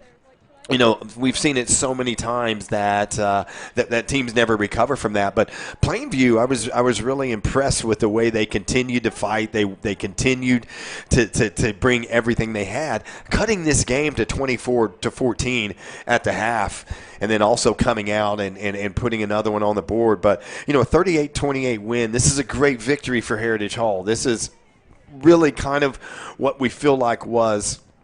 We're not going to say it's our last true test, but it was on the regular season. It was the most formidable. It was the highest ranked team that we had left on the schedule for this season, and so that moves us to 6-1. Puts us in a great opportunity to win another district title. District titles. We've had won every one of them since 2013. Haven't lost a district game since 2013. That's just really an amazing stat. So. The scoring, we'll recap the scoring a little bit, but just kind of soaking this one in a little bit as we go. So we talk about upcoming games. Next week, we will have Pauls Valley right here at the Pop following that game. Pauls Valley at the moment is 1-5 on the year. From there, we will go to the Purcell Dragons. Go down to Purcell. Purcell is having a kind of a rough go up a little bit as well, 1-5 on the year. We'll finish the season out with Star Spencer, and then we'll start on the playoff run. And, we're hoping and we're expecting with this team and everything that we see with this team, this is going to be another deep run into the playoffs. And so we're looking forward to that. We're looking forward to this long playoff run. Great job by a lot of people tonight. Hudson Ferris, what can you say? Tegan Lawson was out with injury for this game, so it was all Hudson Ferris the whole time. And Hudson Ferris didn't disappoint. He put some balls on the money in between receivers. His deep ball touch was incredible tonight. It wasn't just Trip Thomas, but, boy, they were just connected. They were timed up tonight, and it was impressive to watch these two go. Hudson Ferris is a senior leader on this team. Trip Thomas, a young sophomore that has continued to grow and grow and grow every single play, every single game. So, it has been so enjoyable watching these two connect. So, and Nash Iser, he ran hard. He runs hard, and he had another great night. So, we'll look at some of the updates, some of the injuries. One thing that Heritage Hall has been really good about this year is really at kind of avoiding that injury bug, which is, a small school, smaller roster. Heritage Hall has 59 players on the roster, and anytime you get into that situation, injuries are so important, and Heritage Hall has been very lucky this year by not getting bit by the injury bug that much. We did see Klein Reuter on the sidelines in a sling, out of uniform, so we'll figure out what's going on there, and we'll get you an update as we go. But right now, we just have the man of the hour himself. He got dinged up a little bit, but we appreciate him running up the stairs and getting that. We want to, congratulate Trip Thomas, our Seth Wadley Auto Family Power Promise Player of the Game. Trip, what in the world, man? Great job tonight. It was great watching you perform out there. Before we talk about anything else, you had a little injury. We got you over to the side. Tell me what happened. Everything good? Yeah, I'm good. I was just blocking, got a little rolled up on, and then I went over there, stretched out a little bit, and was like, I'm not coming out of this game. You were back in there. Trip, it just seemed like you and Hudson Ferris were just on the same page. Timing was impeccable. Tell me, is that something that you figured that you feel like has grown throughout the year and understanding your quarterback and you guys getting in sync? Or, boy, it just seemed like everything went right tonight with you guys. Yeah, most definitely. Me and Hudson were super tight off the field. Yesterday we were going through walkthrough, and he overthrows me on the post route. And he says to me, he's like, I'm going to get you tomorrow. And then as soon as Coach Andy calls that play, he looks at me and he's like, I got you. And then he throws it perfectly, touchdown. And from then on, he trusts me on every route. There's people open all over the field. He throws it to me. lets me make plays, and couldn't have done it without him tonight. Well, you can tell. I mean, you can tell there's a lot of trust and with you guys and that you have been working together because you seem to sing. You know, we watched a play down here, Trip, when you had snuffed out a ball and that they threw it right at you, but it was over your head on the pick. But then we saw you get another one down here. Tell me about that interception and what you were looking at on that. I actually played it wrong. I kind of got. We don't have to say that though. We'll just call it a pick. No, go ahead, please. I get beat a little bit, looking to make my play. Look over, Gerard Jam's the guy, just playing team football, and I happen to be the one that makes the play. But again, it's a team football game, and couldn't have done it without Gerard collisioning the guy. And I of course am the one getting interviewed, but I couldn't have done it without my team. Man, I love that. So the long touchdown passes, of course, a 61-yard touchdown reception, a 28-yard touchdown reception, a shorter touchdown reception. But even more than that, Trip, is the contributions. Just on regular plays that weren't touchdowns. I mean, we found you all night long running open and getting yourself in a position to be open. Tell me about that. I mean, was that just something that changed? Was that something that was different this game?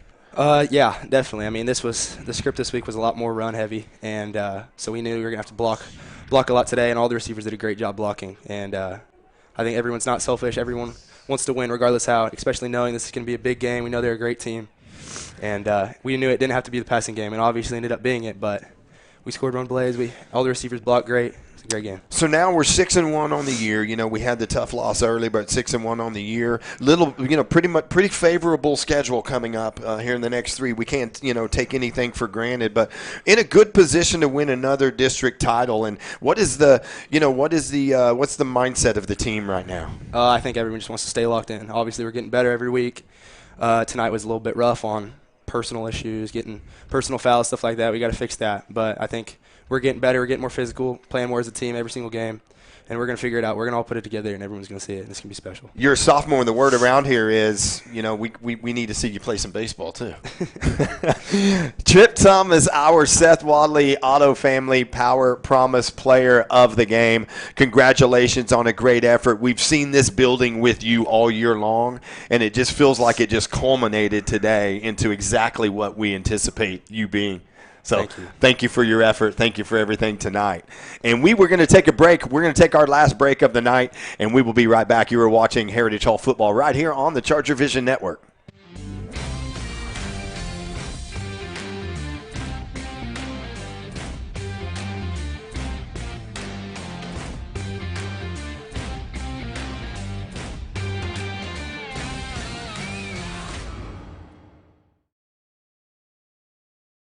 When you walk into this room, who you have beside you matters. Experience matters. We fight in Oklahoma and around the country, standing toe-to-toe against the most powerful adversaries in the world, and we win. Our record speaks for itself. Our verdicts and settlements speak for themselves, and we want to fight for you. Nix Patterson, Oklahoma attorneys with world-class experience.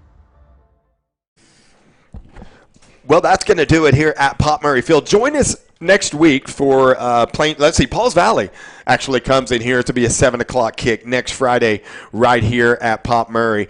I want to thank for all the contributors tonight. Once again, congratulations to our Seth Wadley Auto Family Power Promise Player of the Game. You heard from a very impressive young man, Trip Thomas. That's just a sophomore young man that you're talking to right there. So that's somebody that's going to make an impact for a long time to come. It has been we thank the ChargerVision crew. Thank Alex. Thanks Max. Thanks all the ChargerVision crew that was here tonight. We couldn't do it without you, and that's going to be a wrap. You have been watching a production of Heritage Hall Football right here on ChargerVision. We'll see you next week.